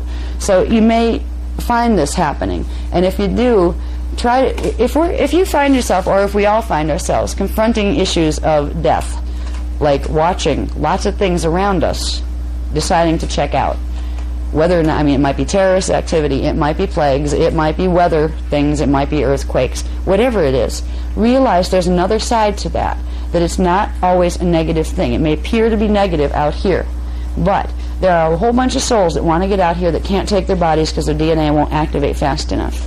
All right. When you see that, send trion fields to them, because those fields will literally surround them and buffer them. This is why we need help in New York City to close that hole, because right now, those people that left in that accident, a lot of them are being hijacked in the Phantom. We immediately, Michael and I did work. We were sent to do work in a certain location down in Florida, and it was sent up there to literally create a blue cloud over the thing. And it needs help to reinforce that cloud. But if you can realize that when you're working with the Tryon fields, that you're doing amazing things, not just little things. You're doing amazing things. I also want you to be prepared emotionally if it gets rough out there. We're the team. The people who sit here and listen to this stuff and care enough to learn it, we're the team that everybody else is counting on. Because most people fall apart when stuff starts to get rough. You know, they fall into depression and they can't get themselves back out, and if it gets really politically unstable, things go absolutely nuts. You have people fighting with each other in the streets and looting. I mean, look what they're doing in Palestine and Pakistan and all those places, and they happen to do it because they don't like Americans right now. Any excuse will do, I guess. We're going to be the rocks of Gibraltar, and it doesn't have to be scary, because you wouldn't have been drawn into wanting to find out about what this workshop was about. You wouldn't be associated with even coming into the frequency where you could look at this work if you didn't have what it takes. If you didn't have an avatar that says, yep, I came to be there. That's why I ended up here. So what this thing, like if you don't save the whole packet or if you just stick it in a drawer, this is one of the ones you may want to keep out so you can keep track of what's going off when. Or when you're watching the TV and you start to see storms brewing up someplace, check it out. Does it have something to do with that? So you start to get an idea. You can start to get a feel for how fast things are going and what's attached to this seal release and what isn't. You'll be able to start to get a feel if you're in a danger zone. So if maybe it's a good time to leave or convince your family to go on a long vacation or something. You know, these charts will help you to do that, because you will be able to chart the basic flow of action. Now there's another one that goes with this, the DNA one. Yeah, this guy. Yeah, backwards? No, that's forwards. All right. This is a diagram of a 12-strand DNA pattern, okay? That's in the Cathar manual, and I think it's also in the Templar book. But I've added some things here that are in chicken scratch right now because I didn't have time to typeset them. That takes forever to put these little paste ups on. But what I have added to this, these are the star crystal seal, the fire codes in between the DNA strands that I've been talking about. These are the DNA strands. Strands are numbered, and in between each you have a fire code. Now these are the fire code numbers. These are on the diagrams before. Okay, these are the fire code numbers. What I've added are the seal numbers. The seal numbers and the fire code numbers are different. Okay? The seal numbers mean when this fire code goes, this is the seal it corresponds to. That's the seal that's going to be releasing in the DNA and in the body. There's another diagram in there. It shows you the chakras. It's like a skinny body standing there with like the main vertical current and the chakras. It also shows you the star crystal seals. When these things fire in the DNA, that's when the corresponding ones that have the same, if you look at the frequencies involved, because again they're just numbered like I think star crystal seals. We didn't have the seal activation sequence then, so we just literally listed them. Yeah, I think one was probably the red crystal seal, etc. Yeah, it's on the charts. There's a chart in, I think it's toward the back of those books. But anyway, with this, I've also put the dates. All right. Now, we've already begun this process. May 2000, okay? Seal number 2, May 2000, seal number 1.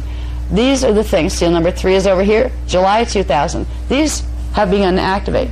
These usually go 3 to 6 months, but it's 3 to 12 months, but 3 to 6 is really more in the time frame you're going to start to see activation. So these are the things that are going to start to be activating in your body, literally, because the planetary grids are activating these things. So when the grids go, it triggers it in the body. Now, as we're working with the techniques that we have, even the ones that are all, that you guys already have, we are helping to balance this process. All right.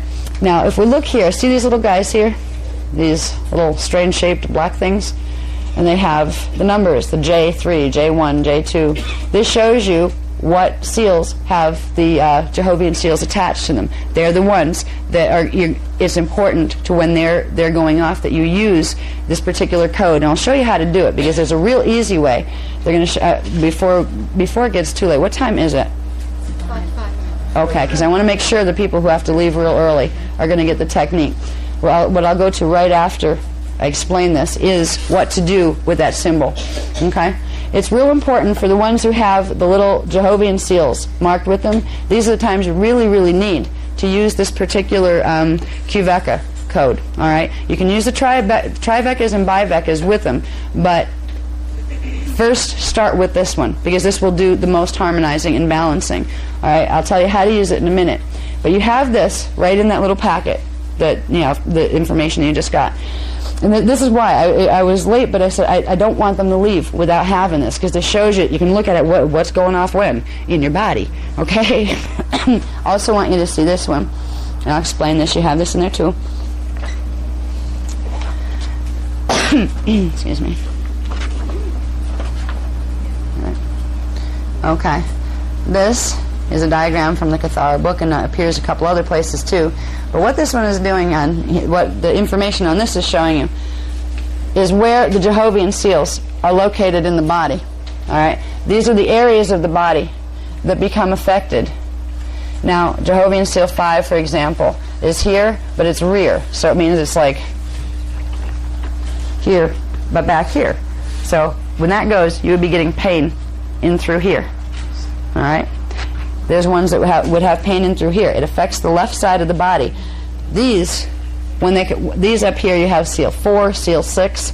J1 is up there. They affect the brain as well, which can affect the eyesight, the jaw, the hearing, all sorts of things. These are blockages, reversals, where the way your currents are supposed to be running actually gets inverted and reversed because they're trying to drag your astral body down into phantom. All right. Now, these are the things that we will be able to heal by using the Kuveka code. And now we were given exercises before of using the Biveka and Triveka together with a salutation. So people who have that one, you can use that too. They do something else that's just as important. But right now, the crisis point is going to be getting these things broken up, where they literally kind of break up and just purge in little pieces so they don't devastate the frequencies trying to come through. And that's what this code will do. It'll also do it in the planetary grids. That's why they're giving it to us now. Begins the process of activating in our bodies, in our ley line system, the 4 faces of man grid. But these are the areas that would be affected. I know that I've been having trouble with these up here. All right, this one up here, and some of these are in the rear. I've been getting pain like in here. And really sore, just like really stiff, and just sometimes it even clicks. I go click, click, and what is in there? Michael has been having a terrible time with this one, the one that runs down in through here, and it affects like the whole 7 axiotonal line. And just like on the maps that we saw, the Jehovian seals on the planet were placed on axiotonal line 7, planetary axiotonal line 7. That was that 70-degree west, longitude. Well, it's axiotonal line 7 that they're on in the body, too. These lines in your body correspond to the axiotonal line system on the planet, which means when certain things are running through certain axiotonal lines on the planet, they're going to be running through your body, too. We're going to be experiencing a couple different things in the body. One is the purging of these Jehovian seals, which isn't particularly fun sometimes, but you can get through it, particularly when you have the secret weapon now, the secret medicine, which is the mathematical coding that allows you to bring the primal sound field frequencies into the body to break those up. We're also going to be experiencing, and this started in Kauai actually, these axiotonal lines, there's a bunch of them that haven't been operational because of what the DNA is doing. Because of the planetary grids being activated in the early activation of Stargate 6, that started in the planet doing something called opening the halls of Amareya. The halls of Amareya are a passage of frequency that goes from D12 to D9 to D6 to D3 to D1. It jumps down. Instead of going through like D12, 11, 10, 9, it runs down, and it runs down in the Cathara grid. But what it'll do, it's going to open up the corresponding number 12, number 9, number 6, number 3, and number 1. And most of those, like 3, 6, and 9, are here. These have been blocked and running on low D3 current for a very long time. So you may start to get effects. They're usually not painful, but I've been getting stiffness lately, a little bit, like, we're stiff, like the cells are going, enough already, I can't handle any more frequency coming through. That, when you get the pains over there, that's not like a crisis. You don't have to get scared about that. If it hurts, you can clear it usually by running Maharic frequency and resting. All right, it just means that you have frequency coming through that your molecules aren't used to processing, and they're stretching and kind of like when you're small and you get growing pains in your leg bones. Did you ever get that? I used to get that. And it was just literally the legs are growing and the molecules are stretching. It doesn't feel too great sometimes. You'll get a little bit of that within the right side of the body. But the ones that we really need to do something with in ourselves so they don't begin to harm us. And if we do it in ourselves, and enough of us do it, it will start to clear it out of the mass, body patterns. So it will literally help to save people's lives and help them to come through the stellar activation cycle. Once we get a critical mass in the planetary grids, clearing those Jehovian seals, then we won't have to work directly with our own. But in the meantime, we're more activated right now than the planetary grids are. All right, we're holding more frequency. We're consciously running frequency. So right now we need to, just like we need to activate a Maharic seal if we expect D12 current to come through our bodies, we also need to run a very simple, and thank God with this one, it's simple. The exercise is not hard. Now you can amplify this if you want to. You can, in Sarasota we learned how to use the Biveka and Triveka by literally drawing the symbol on the bottom of our feet and then doing the salutation, where you're doing the conscious Merkaba spin to get the spins going in the right direction. You can use this code that way. You can use this code in round tables, but you can also just use it sitting or laying there, and it will still, work as long as you activate, do your Insta seal, Insta Maharic seal, get your D12 frequency running, and then there's 4 places you need to move the image of the symbol to. And just literally breathe it in and out. And I'll show you what they are in a minute. But what they'll do is progressively begin to hit these things with sound tones from the primal sound fields. And because these are like disharmonic sound tones, but they're not as loud, let's say. It's not sound to hear, but if one sound was louder, it would be the louder one that would eventually override the one that wasn't as loud. These might be nasty, but they're not as loud. So when the frequencies of the primal sound fields come through, because you're activating them with that template, with that, because that is a template. That's a mathematical template. When you activate them, it will progressively break them up, and you might even find, it's kind of interesting, if you're a person who's used to looking into bodies, like with psychic healing, so I know some of you do that, and you will actually see what looks like soot coming down in the energy lines in the body, or sometimes it'll like hang out here, like in the etheric body, right outside the body, literally as they're breaking up. One of the things I just noticed, and I noticed it by observing it, and it was not in a bad state, but I realized what the Jehovian seals did if they were left unattended, what they do. And it was one of the nastiest things, that, like the potential of what I saw. I saw one of them activating, and you know how you have your Maharic seal and you have your astral field around you, these energy fields around you? Well, right where this one was, it looked like a burn mark in the astral bubble. It ate a hole in the astral field, and it hadn't gone all the way through yet with the person who I saw it. But this is what they can do if you're not running the D12 frequency and higher, and if you don't clear them. And it was not only could go through the astral field, it can burn itself right through from the inside the Maharic pillar. All right, they could literally push their way through, and they're like, it's almost like acid burning through. I had no idea about it, but I happened to catch one in the field, and I've been looking over my shoulder, what's it doing? You know what I mean? If people are going through this without realizing they're going through it, they're feeling a little pain here or something. But what's really happening is eating a hole in their astral field, and even people that are using the Maharic seal alone, these have enough power, because I guess they're being generated by this, I think it's a false D11.5 reverse current that they use over in the phantom matrix. They're connected to that, and they literally have the ability, if you don't have a real strong Maharic seal, which you wouldn't be able to do it if you had 12-strand activation, full activation, it wouldn't be able to affect the Maharic seal. But right now we're just learning to build that Maharic pillar of frequency around us. It could literally burn right through it and leave holes, and where there's holes, there's doorways, and that's where things like to come up, and it's also where they literally are trying to have our bodies die and take the astral bodies and our consciousness down in the phantom. This is how nasty these things are. You know what I mean? It makes me look at the Bible a whole lot different. I mean, I always used to try to keep a level of respect because it once started as a good book. All right, even if, it's been twisted and distorted, because originally it was, the Essene teachings and the ones that came from Atlantis before that. It was good stuff. But when I started to see what this stuff can do, this is mean. The people who come up with this stuff, these are mean beings. They are really twisted. So it's important that we begin to use the tools that we're given. And thank God they're easy. Thank God you don't have to go and get like rabies shots for it. You know what I mean? It's a whole lot less pleasant. This is just simply using, I'm going to put this code back up here again.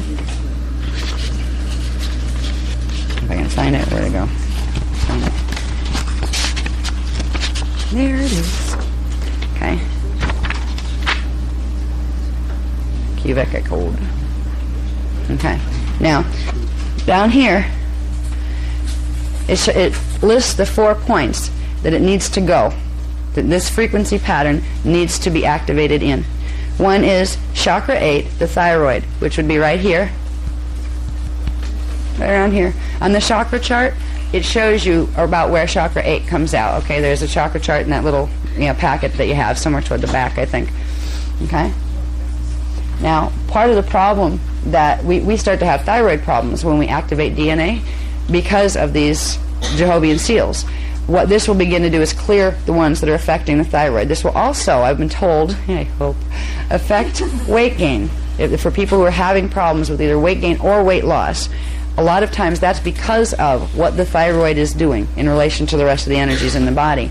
Because of these Jehovah's seals, particularly when you start to go through DNA activation, it can, I'm watching my closet and they're saying, I wish I could fit into those things right now. Because it's going, I don't know what it is. And females seem to go this way, or I've noticed males seem to go this way. So it seems to affect the male and female body differently. I think it can go either way with either, but and there's probably a lot more factors as far as your own chemistry that affects that. But it's playing with how much body weight you have or don't have. And it's because these seals are beginning to release on the mass level because of the frequencies we're hitting. If you go through DNA activation levels that are a little faster and higher, before the planet grids activate, you're activating them in you. I've actually met people who do healing work who have been guided to use certain sound tones that they think are helping, but they've actually been guided to use the sound tones that will set early activation of them, to activate them early, and they don't know it. So there's things that can activate these things prematurely. People can have problems with their thyroid without these activating, but these tend to kick it up as if it's like everybody's got this problem. So when we use this here, and the way we're going to use it, you can draw it on the area, but you can do it with oil, essence oil. That actually helps electrical transmission. The oil kind of lubricates and helps the frequencies to pass through. You don't have to use a pen, so you don't have to have see symbols drawn all over you.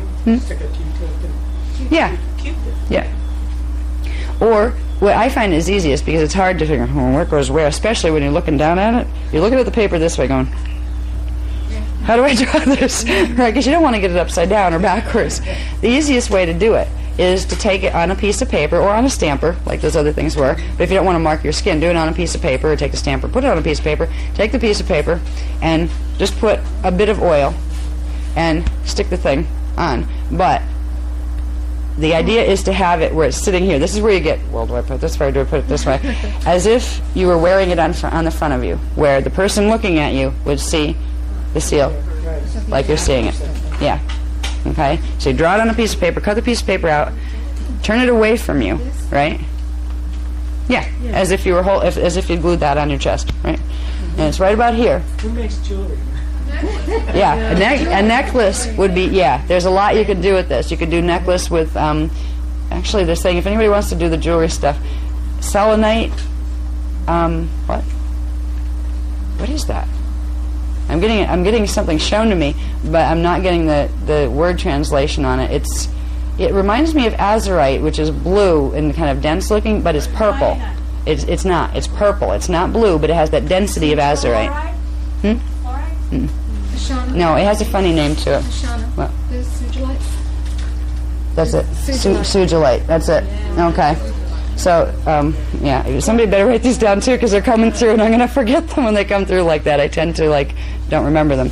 Okay, sugilite, and what did I say first? Selenite? Selenite, sugilite, and there's one more. What is it? Amethyst. They said just like amethyst, basic amethyst. That's simple. That was an easy one. That's the beginning to play with, they said. Everybody will get guided with their own way with that if they want to work with it. What? That was in response to people said, how about the, like jewelry, you could make a necklace. If anybody wants to do that, they were the recommended stones. You could also, therefore, work with those stones, just holding them when you're doing a meditation with this. It would also help to bring those frequencies in. They obviously have, I don't know what yet, but they obviously have something to do with assisting the frequencies in this code to activate in the body.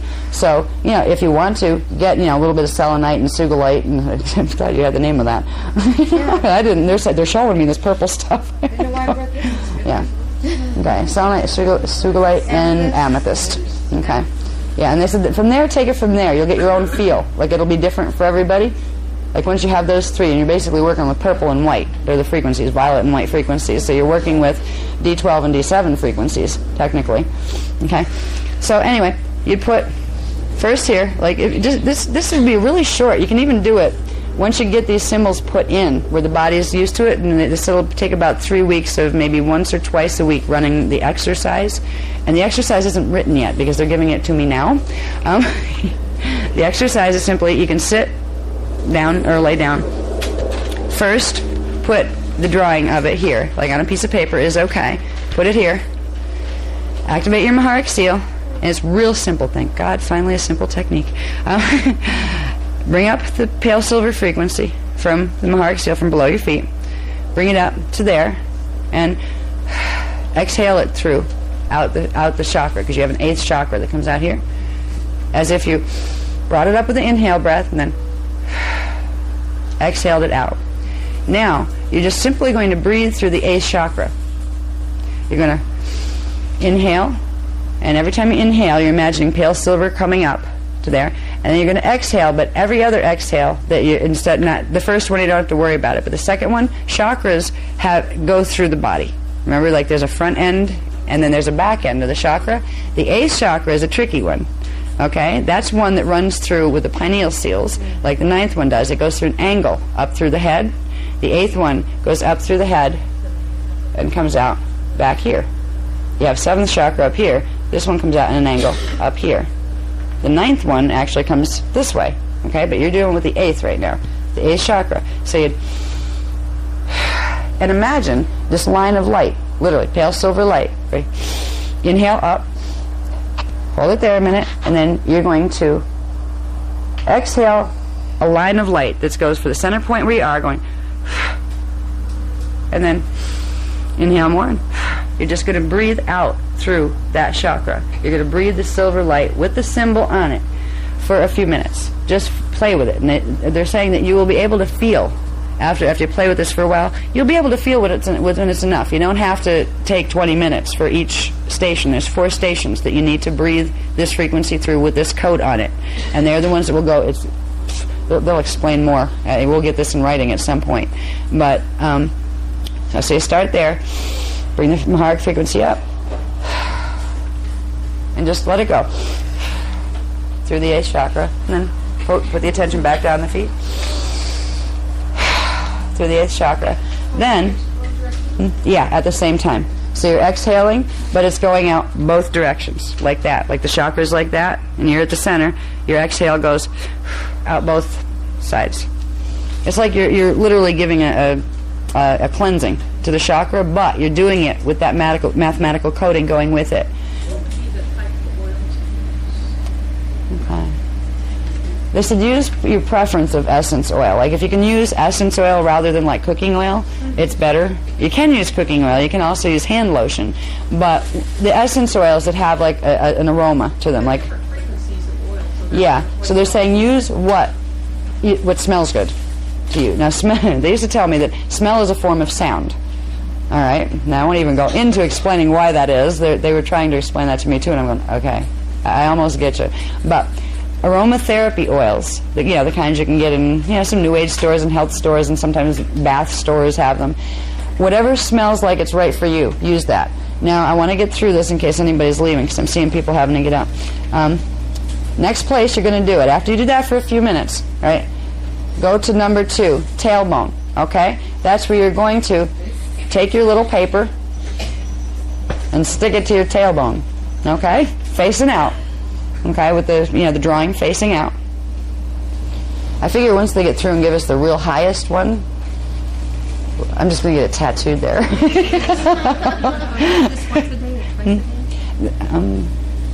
This is, hold on a minute, we'll get to that in a second, but they want to finish this. They want to reserve that spot for several codes there?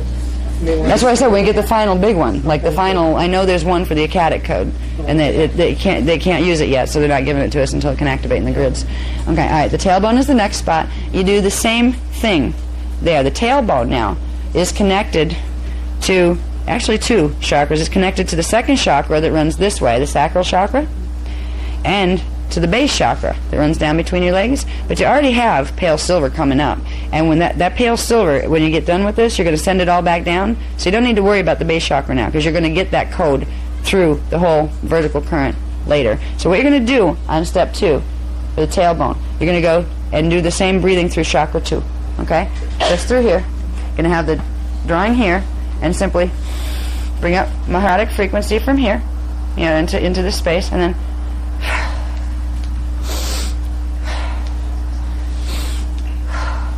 it's really easy. It's a lot easier than trying to figure out what way to spin. Then we're going to move it again, and it's going to be up to you to decide, is this enough? Did I breathe enough in yet?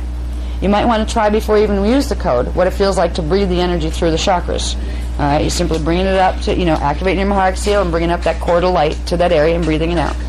Next one is the heart chakra, which this will clear the astral field and it'll encode the astral field. Okay. Bring it up to the heart chakra, the energy, the pale silver energy. You have your little paper, you take it off your tailbone and stick it on your chest down here. Now remember, the 8th chakra is up here a little higher. Okay, it's between chakra 5 and chakra 4. So it's in this space, in here.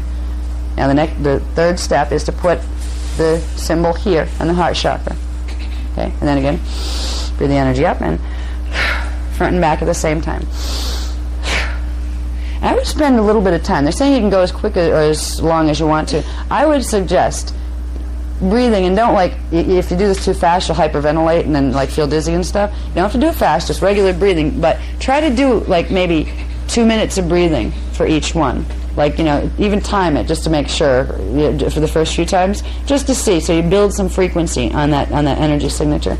And then the last one, you're going to take a little paper, stick it on your forehead. And I'm so glad we don't have to draw these on ourselves or anything with marker.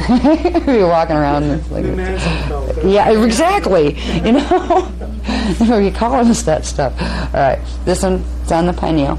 So you just run the D12 frequency out, and you can do it out the 6th chakra, in and out. Out the 6th chakra. And then after you're done, where it feels like it's done, it's time to close down this operation, where you're done with the exercise. The last step is, you still have the thing here.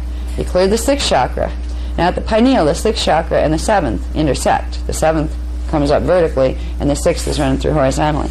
So what you're going to do is imagine that code, and it's going to ride on the pale silver light. You have the pale silver light already up here. Imagine the code coming from your forehead and making a ball that has that code on it. Just imagine the code's in it, a silver ball on the end of the current of pale silver light that's coming in. Then you're going to go inhale, and then inhale it up with a kind of popping thing to the 14th chakra. So, inhale to gain momentum and energy. When you inhale and hold for a little bit, you're actually building energy, and then when you'll have more to pop with. Okay? Pop it out to the 14th chakra, and then simply close the whole thing down by taking that. Imagine it's still up there, has a little ball on it with the symbol code in it. Simply inhale, and you're going to throw it all the way down your main vertical current down into the earth's core again. Let it go into earth's core. That's it. You've sealed the main points in your field with it. These points will start taking it through your whole system. If you're feeling sick, or if you're feeling these areas of the body starting to kick up, which means the Jehovian seals are starting to activate and they're giving you problems, like if you're getting headaches or any, the left side stuff, they're saying you can actually take this and run it on every one of the chakras if you want to help yourself heal faster. And once you're done with all the chakras, you're literally clearing the chakras and coding them to this. You can do this even if you're not sick. but a lot of people get bored doing the mind gets bored, even if it's doing what it's supposed to. They're also saying the area, after you open the chakras and clear them with this pattern, then the area that's hurting, literally put the little drawing of it over the area. And they're saying it will work better with a little oil, so you're going to make a lot of these little drawings, get them photocopied, right? Because the oil will soak through it and you have to throw them away after you're done with an exercise. But stick it over the area and just still have your current running. And literally send from your main vertical current, send the pale silver energy over to it like a ball. And then blow the energy through the area that's hurting, taking in that pattern. So you can spot treat where there's areas of difficulty with that pattern. Yeah, and always use the symbol, like, when you draw it on a paper, and then you're looking at the back. The back sticks to you, as if it's part of your body, as if it grew there, okay? As if the symbol's right on you, that way, okay? Now you can use these in any combination. You can use your imagination of how you would use these with salutations. You can put them on the bottom of the feet for those chakras. You can put it at the tailbone for D12 access. That's stronger programming than the bottom of the feet. You can use it with salutation exercises, with the round tables, or simply laying or sitting there, which means you can also use it on people who are sick. You can, if you're working with healing, you can transmit this through your hands. You could literally draw the symbol on your hand or hold the paper with it on it, like stick it to your hand while you're transmitting frequency, and you can help other people as well. Okay, yeah? If we use a rubber stamp, can we make a little blotter with oil and just stamp the oil? That's a good idea. That's a real good idea. It's not Yeah. even ink. I would think so, probably. Yeah. The oil will dissolve the rubber. The oil will dissolve the rubber. Really? Yes, it will. Oh, sure. That sounds like a great idea. No, it doesn't. They just had an idea that, it was really neat. The stampers that I didn't even see them. I guess they were here and some people bought them. That was an idea of Florence and Yvonne. It was a wonderful idea as far as, because we were drawing the Vega codes on, on our feet and stuff like that. That was a good idea. We don't have one for this yet, and this is going to be tricky. It's going to have to be a big one if we're going to get them done that way. I don't know, but you don't have to have a stamper to do it. They're saying you could take the stamper and use take a clean ink pad and put oil in it, the essence oil. So you're just stamping the oil symbol. That would work, but then Yvonne said it would deteriorate the stamp, so I don't know. Yeah, I think that's a good idea. That sounds like a really good idea. What? Plastic stamper? Yeah, that's true. Yeah, I think that's a great idea. We don't have them, but if anybody wants to take the code and take it to those guys who do those, whatever they do to make them on stampers. Okay, yeah. Could you please just describe the last part, the ball part? I didn't quite get the ball. Okay, with the ball. Now, you had the thing on here, you got your chakra, your sixth chakra cleared and programmed with it, right? Then you're going to imagine that the thing on your forehead, that symbol, is going to go in. You have your Maharata current up here, right, at the pineal, because you just got done using it in the sixth chakra. Take the end of that current as if it's an end of a string, and then imagine that symbol code that's on your forehead. Imagine it going into your sixth chakra and going right under the end of that string like a ball. Okay? And then you're going to inhale to gain momentum. So we can make it into a sphere. Yeah, a sphere or a ball, something. Okay. We turn the flat thing into a three-dimensional thing. Yeah, just see it as a ball that holds the code. Okay? And then up to the 14th, and then you're closing your circuits with the programming. Okay? You send down into Earth's core, 13th chakra. Yeah. Sir, could you explain what the codes are? As soon as they explain them to me, I will. Okay. What they told me about what these codes are, first of all, this is our A. Okay, we call it the Azurite A, but what it really is, it's not. It is for Azurite Temple, but it doesn't stay A for Azurite. That's the primary gate access code for the halls of Amareya. That's that 1, 3, 6, 9, 12 lineup. Okay, so that's coding it to those particular frequencies and those particular gates, which is also a protection thing. It also codes it to the Maharaji use that symbol, the Sirius B, Stargate 6 guys. That's like the Gate 6 symbol code that's used there as well.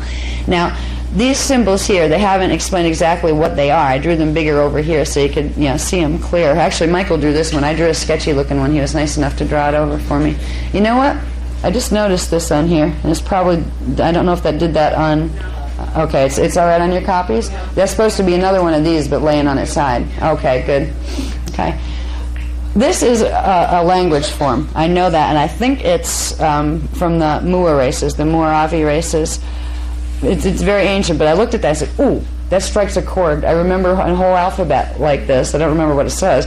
But what they said, what these codes are these are the activation, level 1 activation codes, okay, for the 4 faces of man grid, okay, on Earth. Now there would be a set of 4 different ones for the one on parallel Earth and for the one on inner Earth. But these are the programming codes that go with the first level of activation for the 4 faces of man grid in the planet and in your body. And that's what they told me so far. They literally gave me this like 20 minutes before I was trying to get here. You know what I mean? It's like, okay, like I said, where is it, guys? You said you were going to give me, the next step in this. Where is it? Just be patient. Finish what you're doing. All right. So this is what it has been explained to me so far about them. I'm sure we'll get more. I know this is, they use this in the exercise called the Epsilon sequence. It's the theta code, and it's keyed to a planet Epsilon. It actually has the normal planetary codes for Epsilon, and Epsilon is associated with, I think, Alnitak or Alnilam, I forget which one of the Orion systems that have messed up grids here, and this is the original pattern that they're supposed to hold, and our bodies carry some of that. So I know that has to do with the Orion system and its natural coding, which is a D8 system. So this would have something to do with the D8 program. Okay, so I would have to get more on specifics if they ever give me, where it's not really important that we understand what that is. I mean, I'm the kind of person that I'll try to find answers to stuff like that, even if we don't need them, just because I don't like this. Just do this. You don't need to worry about what it is, right? I don't like that stuff. If somebody wants to know, and I ask them to. So as I find out more about these codes, I will be glad to share that with you. But I do know that this one corresponds to, if you looked at a Cathara grid, that thing with the 12 spheres on it, you have the 12th Cathara center on the top, or which would be Stargate 12, if you looked at those as Stargates, right? The 12th one transitioning into 13. There's another Cathara grid that goes up from D13 all the way up to Source, right? These are the codes that correspond to the process of going up in that second Cathara grid. All right, and I don't have the diagram of this here. It's in the Cathara manual. I don't think I have that here. Do I? Do I have that here? That would be a miracle. I don't. No, I don't have it here. But picture one, the 15-dimensional time matrix, a Cathara grid running from D1 to D12. Okay, you still have D13, 14, and 15, and you still have the 3 levels of primal sound fields. So you actually have one Cathara grid that controls the 12-dimensional levels of your avatar self and your physical matter all the way up to pre-matter body. There's another Cathara grid that connects at Cathara Center 12, starts number 1 for the next one. That takes you up into D13, 14, and 15, would be the first 3, and then there's 3 more each for each of the 3 levels of the primary sound fields. When we got into the Biveka and Triveka codes, the Biveka code would correspond to that first link, where you're linking Cathara Center 12 at the top of the first tree to the Cathara Center 1 at the bottom of the next tree. That would be your Biveka. Your Triveka would link that to the next series all the way up to D15. Okay? From D13, 14, and 15. That would link those, where you're starting to make the link out of the time matrix out of the light fields into the primal sound fields. This one links that part, the primal sound fields, level 1. It spans D15 to the first level of level 2 of the sound fields. So this technically goes with level 1 of the primal sound fields. All right, there would be 2 more codes higher than that would correspond to level 2 and 3 of the primal sound fields. So in this, you'd actually have 3 smaller codes that would correspond to each of the 3 levels of the primal sound fields. Like you have 3 levels that each have 3 levels. So this is a primal sound field code. That's the first primal sound field code we've been given. And the Biveka and Triveka are primal light field codes. Okay. I'm learning this too. I mean, I remember using these symbols, but it's been a long time since I read these textbooks, probably about 20,000 years, bless you. So I'm learning this with you, but it's, the more I get on it, we'll be learning a lot more about the Vecca codes, as they're called. There's a whole alphabet of Vecca codes, and they've been protected for a very long time, where they just didn't allow them on planet because there was ways they can't fully use them, because you can't, if you don't run D12 frequency, you can't fully activate them, but you can play with them in certain ways and bend things in them and then use them. And that's why the books that hold these alphabets have been hidden, like literally taken off planet while the invasions were taking place here. At this point, and this is one of the reasons I know it's right down to the wire, they're releasing it all. They're not holding anything back, because they're going to give us as much as we could possibly use and to get this set right, because it's going to go in a very bad way if they don't. So there's no use to hiding the knowledge and protecting it from what's on planet if on planet is not going to be here anymore, basically. So they're giving us these codes so we have the ability. It doesn't matter. You don't have to hide them. You don't have to memorize them and then rip it up and throw it away so nobody ever sees it. Put them anywhere you want to, right? Because they won't have time to figure out how to use them wrong, and maybe a lot of them will decide to use them right. So, okay, yes? For group activity, could it possibly be just like pin, straight pin or safety pin right over the area of overflows? Yeah. A group, Yeah. out public where you don't put your hands down your pants. Yeah. Get oil all over your clothes. Good point. Maybe we could still put a light oil on the body, but then just pin the thing, the paper, and then we could reuse it. Right. Is that the right thing? Yeah, that would work. I just got commentary on this one. Oh, this has to do with Sid. Sydney. Yeah, you. We were talking a while back about, I kept having these visions. Remember I told you about, for healing purposes, siesta key sand, which is that 99% crushed quartz crystal? I just got a vision, what you were saying, I just got it flashed in front of me, seeing like little pouches, right? Thin pouches with a bit of this powdered quartz sand in them, or you could use powdered selenite if you want to grind your own or whatever, with the symbol on it. If you're going to pin something on, do that. You know, it'll amplify. You could use the paper.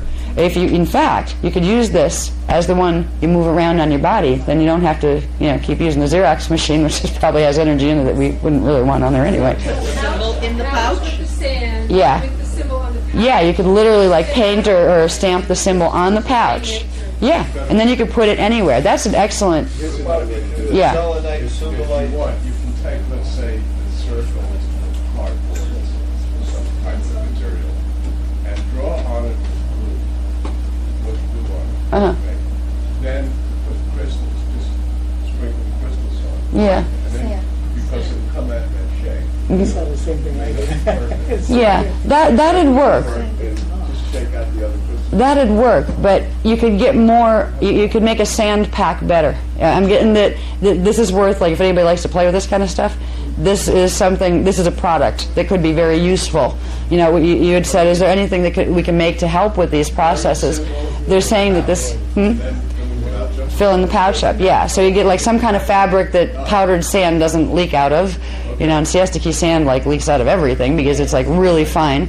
But that's real special sand. That's Gruol point sand. So anyway, the idea is to get this. Yes, you could use it on paper, taped to you, just like we can draw it on paper here.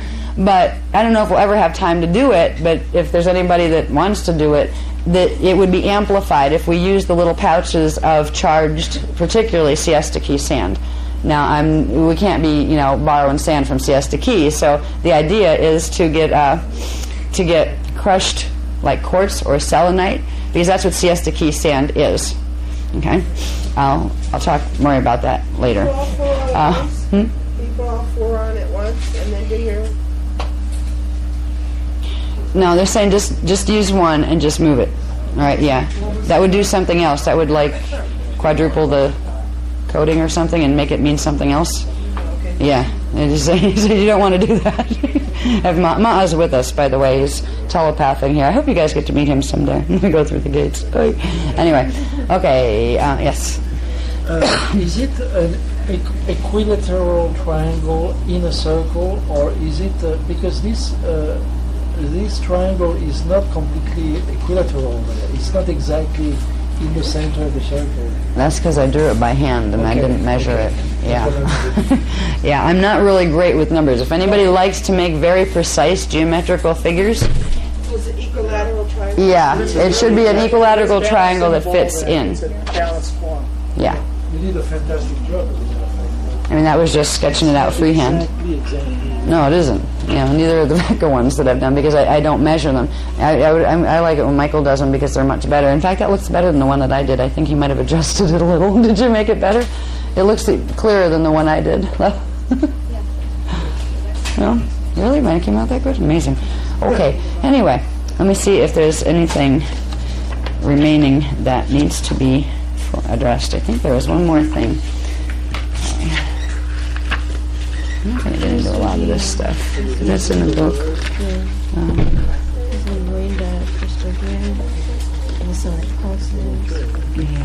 Relating to the seals and the DNA. Got the seals and DNA. I think we got everything we need on that. That's the most important stuff. Is that? So it looks like the history and... Yeah, there is. I just want to see if there's anything more I wanted to put in the history. Let me see what this is. We got that. There's one part that I didn't quite finish yesterday. I got the idea because I talked about it. I got talked about it. What time? 20 to 6. Okay. Some of the people are staying, some of them are leaving. Right. Yeah. Okay, I think I've got it pretty well covered. Okay, yeah. And everything's in a short pack, so Yeah. you read it over. Yeah, exactly. Okay, I'm just checking through here to make sure I didn't forget anything that's really important, because it's starting to people, it's getting closer where people have to go and some people already have. This was the most important thing that they have given us recently. And the reason this has been such a wacky workshop is not as bad as the one in Sarasota where they didn't even give me any time to get anything on paper. I had to I learned it as it came this way. It would come this way, okay? And it would come out my mouth. Okay, I get it. It's the reason we end up with there should be a motto to our workshops, like if time bothers you, don't come because you'll go crazy with this. I appreciate the flexibility that you guys have, and the reason sometimes I'm very glad there are people that could help, to do the parts of the presentation that I would usually do. It's really nice to know that there's people in the group now that are getting to the point where they can give those kind of presentations because they understand the work enough, and I'm glad that wasn't a problem, for the new people or whatever, because I had one experience with a lady bless her, she came to one workshop in New York City. I'd never been to a workshop before, and I don't think she'd even read any of the books. And they had given me new information to the point where I was an hour late, okay? But we had people come in, Mac came in, and she, was doing stuff with the group and everything. And the only thing the lady had to say to me was, the whole time, it's like she didn't listen to any of the other stuff and decided she wasn't going to come back the second day because I'd probably be late, was, if you can't get out of bed in time, why don't you why don't you do it? I'm thinking, I'd love to get out of bed in time if I had the privilege of going to bed, So it's not that I shirk my duties, okay? When there's situations where somebody has to come in and assist with the presentation, it's because I'm stuck in a corner with a computer someplace trying to get the next level down. I was happy with the fact that for this workshop, this was just going to be a roundtable workshop, working out of the things that are already in the book. We got the whole next wave of information, and it came out here, just like the last next wave came out in Sarasota. So I hope it's been a good experience for you. For the new people, there's a million more things to learn. I do recommend the books because they cover 4 workshops worth of things, and they get you up where you understand the planetary grid mechanics, you understand the Nibiruan stuff, what's happening with wormwood, and there's going to be a lot more that comes after it. Everything basically that comes from this point on is going to become supplements to that text, and at some point there's going to be probably a second binder, but it all goes as part of this course. So if you want to know what came before that'll make what this was make more sense to you, it is in that manual, and there's huge stuff in there. It's not just about grids, it's also about who is God, what is God, who are ETs, what are angels. I mean, it gets into the spiritual stuff as well, so it's well rounded. Yes, Patricia? Yes. Can we show these great lion and Lord Basis to students and people that want to know this material? Can we show the pictures? Yeah. If you're going to show them, I didn't have time to even stick it on here. These are going to be published in Voyagers Volume 2, and my publisher gets really hyper if I don't put on it excerpt from Voyagers Volume 2, yeah, Secrets of Amente. Yeah, because I tend to let things go all over the place, but he even tells me if you're going to use our material, you need to put the reference on it. It's like, all right. The fourth basis and the great line will be in U2 when it comes out. Yeah, Okay. yeah, that's already, yeah, that's off to the publisher. Well, most of this, is this going to be for sale? People just want to buy this now from you? Which is, Back that we got today. oh, no, that's going to be probably fine-tuned, and like things that are written in longhand are going to be typeset, and it's going to be integrated into something larger, probably. It's okay to share this with students, people that want to know this stuff now. Yeah. And explain it to them. Yeah, you can introduce some of it, but again, it's just new data that it's going to fit into a bigger picture. Okay. Yeah. Okay. Yes, that's just what I was getting to. Explain that. That's just what I was getting to. Yep. That's where I was going. That was what I was going to close with. Okay? I'm going to turn this off for now. I seem to get a lot of periphery frequency from that. It's making my eyes burn even when I'm not in front of it. Okay, now, this was an interesting little thingy. This came through maybe 2 weeks ago, and it came through really fast with other stuff that I was doing, a totally other project. This is the next level. We had, the new people, I don't know if you know the Song of Orion, the Omeda, as it's come to be known, but this was the next level. There are certain combinations of sound frequencies, just like we have the sacred songs that are the tribe names that activate things in the DNA template. There are other larger combinations of sound tones that are songs that activate very specific parts of the planetary grids and also of your ley line system in your body, of your axiotonal lines and your meridians and your DNA strands. Now, a while back, gosh, probably in the beginning of 2000 or something, we were given something called the Song of Orion, and it was a particular song that's in that manual too, I think, and it seems to be floating around everywhere. I don't know. We didn't have that this time. We got the next level up. Now, it doesn't mean the people that know the Song of Orion don't do that. That is a D8 Song of Orion, okay? That works with the 8th DNA strand, the 8th Stargate, the Orion Stargates. It works with the 8th dimensional grids in the planet.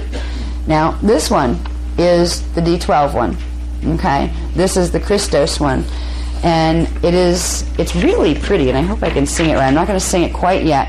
And I'm going to try to put this on tape, all right, for future reference to people that want it on tape, because I'm not going to expect you to remember all of it, because there's some words here that take a while to get used to saying. But first, I'd like you to read over just a bit of the front where it says the Vectos invocations. Okay? Now, Vectos is referring to, the Bivectus is the D12 level. That's where the Bivecca code goes with. It's referring to your D12 avatar level of self. And this is an intention decree that if you want to run certain frequency and you want to bring the Christos presence that you are in right now, right here, this is a statement that you kind of are making to yourself. Now, if you read this over, you don't have to make this to yourself every time you decide you want to anchor your Christos right now, right? This is something that it gets to the point where if you are in a situation where you really feel you need reinforcement and you need the more of you in now, you can, once you understand this and you kind of let your mind absorb what this is all about, it doesn't hurt to read this to yourself once in a while. It's a nice little thing to read before you go to bed even, like a little prayer sort of. But this is all encoded in the song, okay? So once the song is learned, simply even like in times of crisis or where you're feeling icky, just sing it to yourself in your head. And it begins to bring in, I could only remember the first 2 or 3 lines, and I would start to do that when I was getting fatigued or tired or something, and it shifted my energy. I felt better. So there's some real power to this. When I felt even more in this than I had with working with the D8 song. I won't take the time to read this because you all have a copy so you can read it. Okay, it's about invoking I am. The words that you're saying here, you're saying it as your avatar. You are saying I am my avatar, and as me, my avatar, I am saying these things and I am decreeing them. And it is rallying all of your other 1,728 cells or more if you're an indigo. It is sending out a frequency throughout time to those other time vectors where you're literally mobilizing all of the energy of all of you. You are speaking as the avatar that is all of them. You are linking yourself with and being as. So you are making a decree. Whether you're saying, I decree this healed, or I decree this. This is something, if you were going to do a healing, or if you found yourself, there's just a little example, on a plane, and a terrorist started to do stuff on that plane. This little song, you start singing it to yourself. You can even start singing it out loud and really make the guy nervous. And hold an intention. Now, if you're in a situation like that, you could hold an intention that peace be restored, peace and the highest Christos good be restored right now, immediately. You can say that from D3 personhood level and hope it happens. You can say it from a soul level at D6. You have a better chance of knowing that you have something to do with the events shifting. This is a decree from yourself as avatar level. And what it means is that level of you is going to push the energy into the pattern that you have set. This is why you need to leave a little leeway.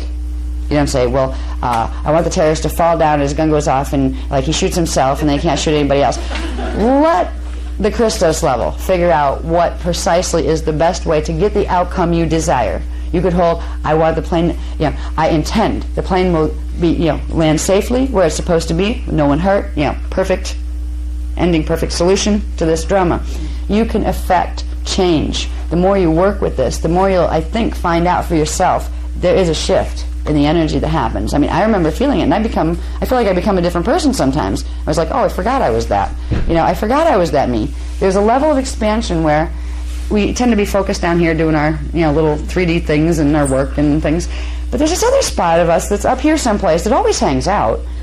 And every once in a while when you really relax, you can find that expansion. You might be driving your car. That's where I get it. If I'm driving or riding in a car, you kind of expand and relax. There's a state of consciousness that you can start to feel in yourself.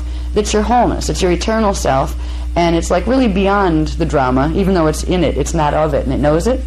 But when you're down here focusing on things in the drama, it's kind of, you have one somewhere, but it's not here right now. And you can feel that separation.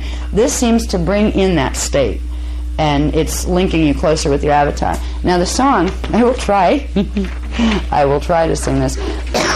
What I'll first do is I will pronounce the words, okay? And I will get this on tape, so if anybody needs the audio to listen to, so they go, what is that? I still need to.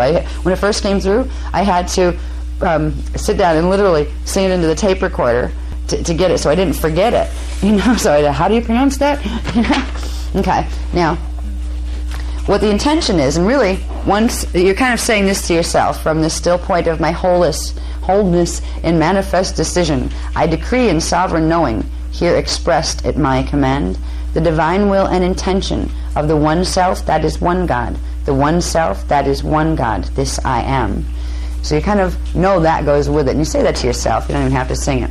But the words, and the word translations are down here. They're showing you what these words of a foreign language that you're singing mean. This is the Anahazi language, the Elohai Elohim language, the first spoken language in this time matrix. And it hits the core templates of, literally, like down to the core of your being, your tribal shield core, your personal shield core, all of it. And the words are Maharata Kum Bivectus, and right there you'd say your name, or your spiritual name. Okay, like I say, Maharata Kumbai Vectus Ashana Tu. That would be me, because I use Ashana Tu is my spiritual name when I'm talking up there. Okay, you could use, George. It doesn't matter. Okay, whatever your name happens to be, whoever you know yourself as.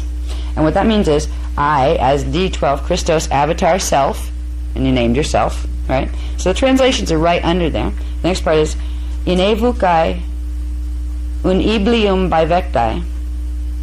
That means invoke by divine loving command now, by the power of the universal Christos.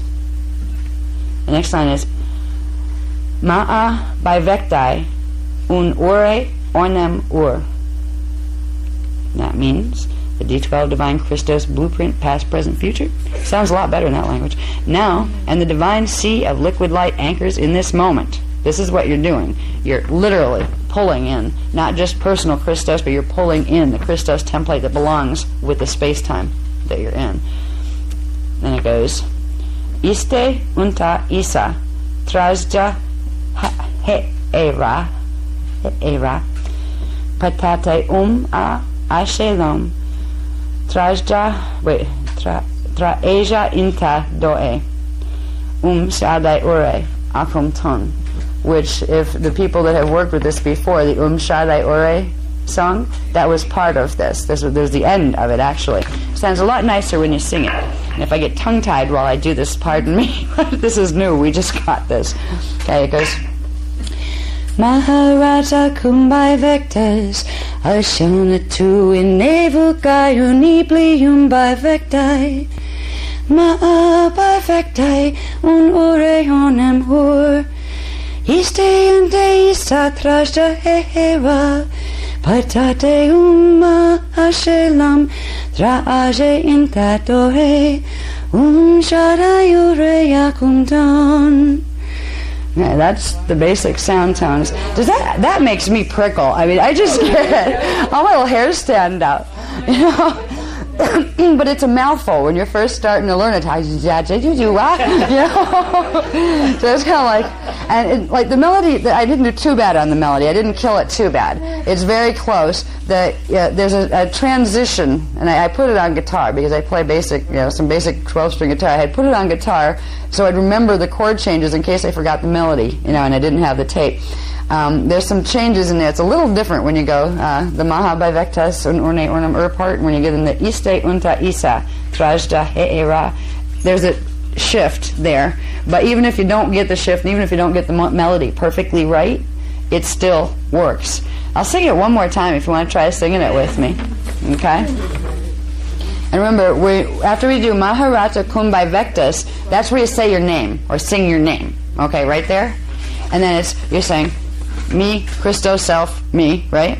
And there's an attitude that goes with this. And when you get, this is the one that I feel the power come in on when you go, Inevukai uniblium by vectai. Just that line itself makes my hair stand on end.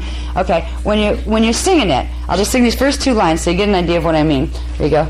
Maharata kumbai vectas, Ashanatu, that's me, okay. Inevukai uniblium by vectai. You're making a statement, a declaration, a command. Try to feel that. It's not just uniblium by vectai.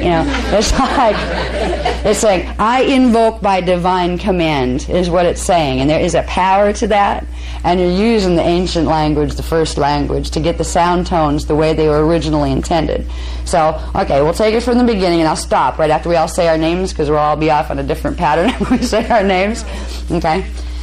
Maharata kumbai vectas ashanatu inevukai un iblium by vectai maha by vectai un orne ornem ur iste unte isa Trajda Hehera Patate Ashelom Traeja Intadore Shadai Yakumtan. Good.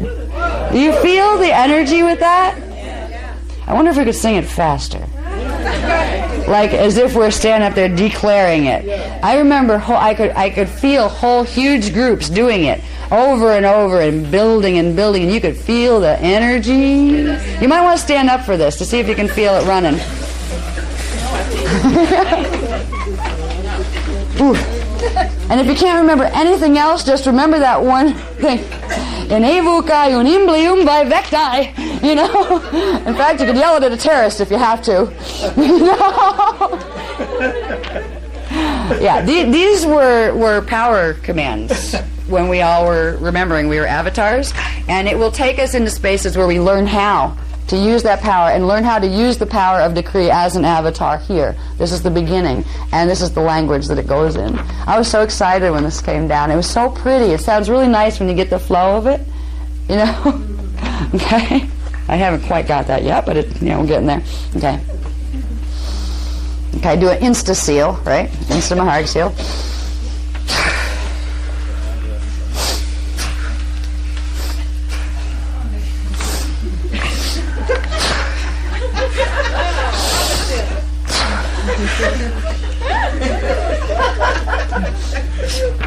I'm getting silly. I must be tired. Okay, now. Maharata Kumbai Vectas Ashanatu in Evukayun Iblium by Vectai Ma'abai Vectai un Ure Hornem Ur Iste unte Satraja Hera Patate uma ashelom traeja intadoe shadayore akumtan akumtan shadayore akumtan akumtan shadayore akumtan.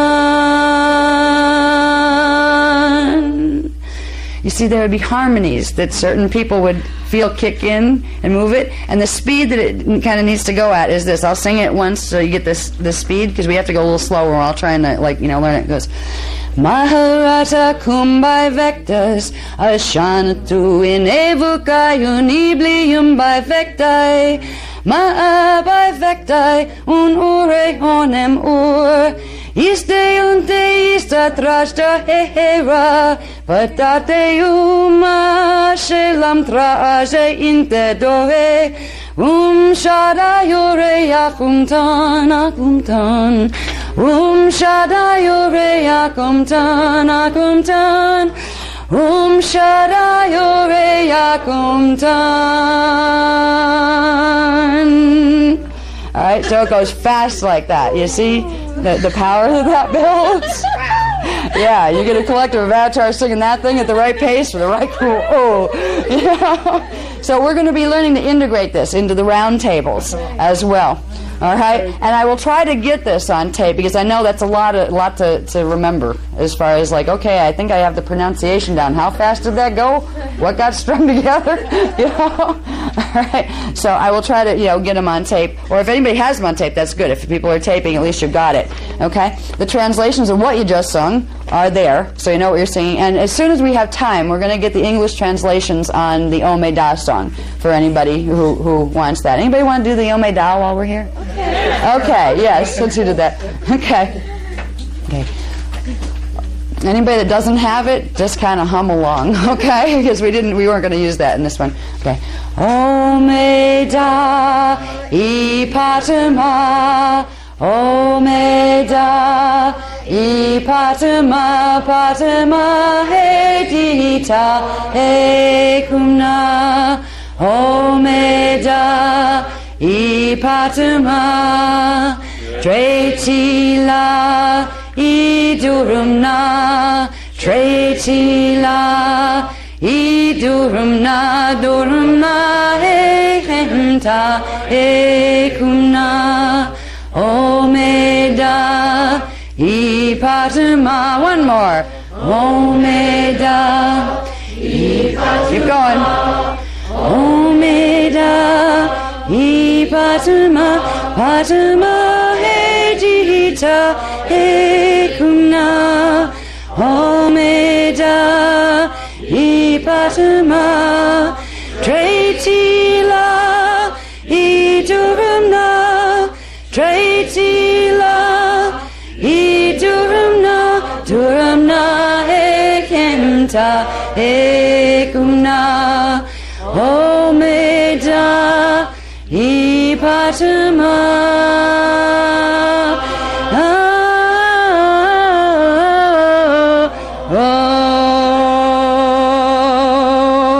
Okay. I was doing the overtone sequences with it, because eventually we'll get to a point where we can do these with the overtones to go with them, because they're the ones that go with antiparticle. Okay? Right. All right. So I'm trying to weave that in a little bit so we can start to hear how we modulate it. Yeah, even when we do round tables, you know how you can get like the do, ra, ra. You go, you can move with the sounds. The sound is to play with. Learn the tone that needs to be done, but then move with it. Let it become alive in your body, right? Like, oh, me, da. You let it move through you the way you need to while still keeping the beat with the group. You can do it. It's really neat. That started to come through in the round tables. I started to find this other part of me wanting to go, no, okay, they're doing that. You do this, right? Yeah. Okay, you need to feel free with yourself to let that start to happen. Because that's where the sounds are coming alive in your body. What are you laughing at me? What? Well, some of the round tables, we sound like the mournful love. I know. Oh, before we break up, can we do one more thing? Yes. The Tribe 13 song, you know. Araya Zutara Izutu Ishua Araya Zutara Izutu Ishua Araya Zutara Izutu Ishua Araya Zutara Izutu Ishua Araya Zutara Azutu Ishua, Araya Zutara, Azutu Ishua, Araya Zutara, Azutu Ishua.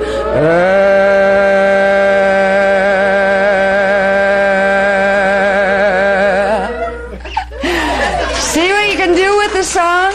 You know, it's just Araya Zutara, Araya. Let it move, okay? You can do this, and this makes powerful, powerful round tables when you get a whole group where they start to feel that sound alive in them, you know? So I just have fun with the songs. The songs are very, very sacred, and they are all the stuff we talked about in technical terms. They are amplifying and helping you to do this, okay? Sing the songs while you're playing with the Kuveka code and the Biveka and Triveka, all right? Okay, I think that might be a good place to wrap it up. Is that a good place? Because we lost people already. Yep. Yeah.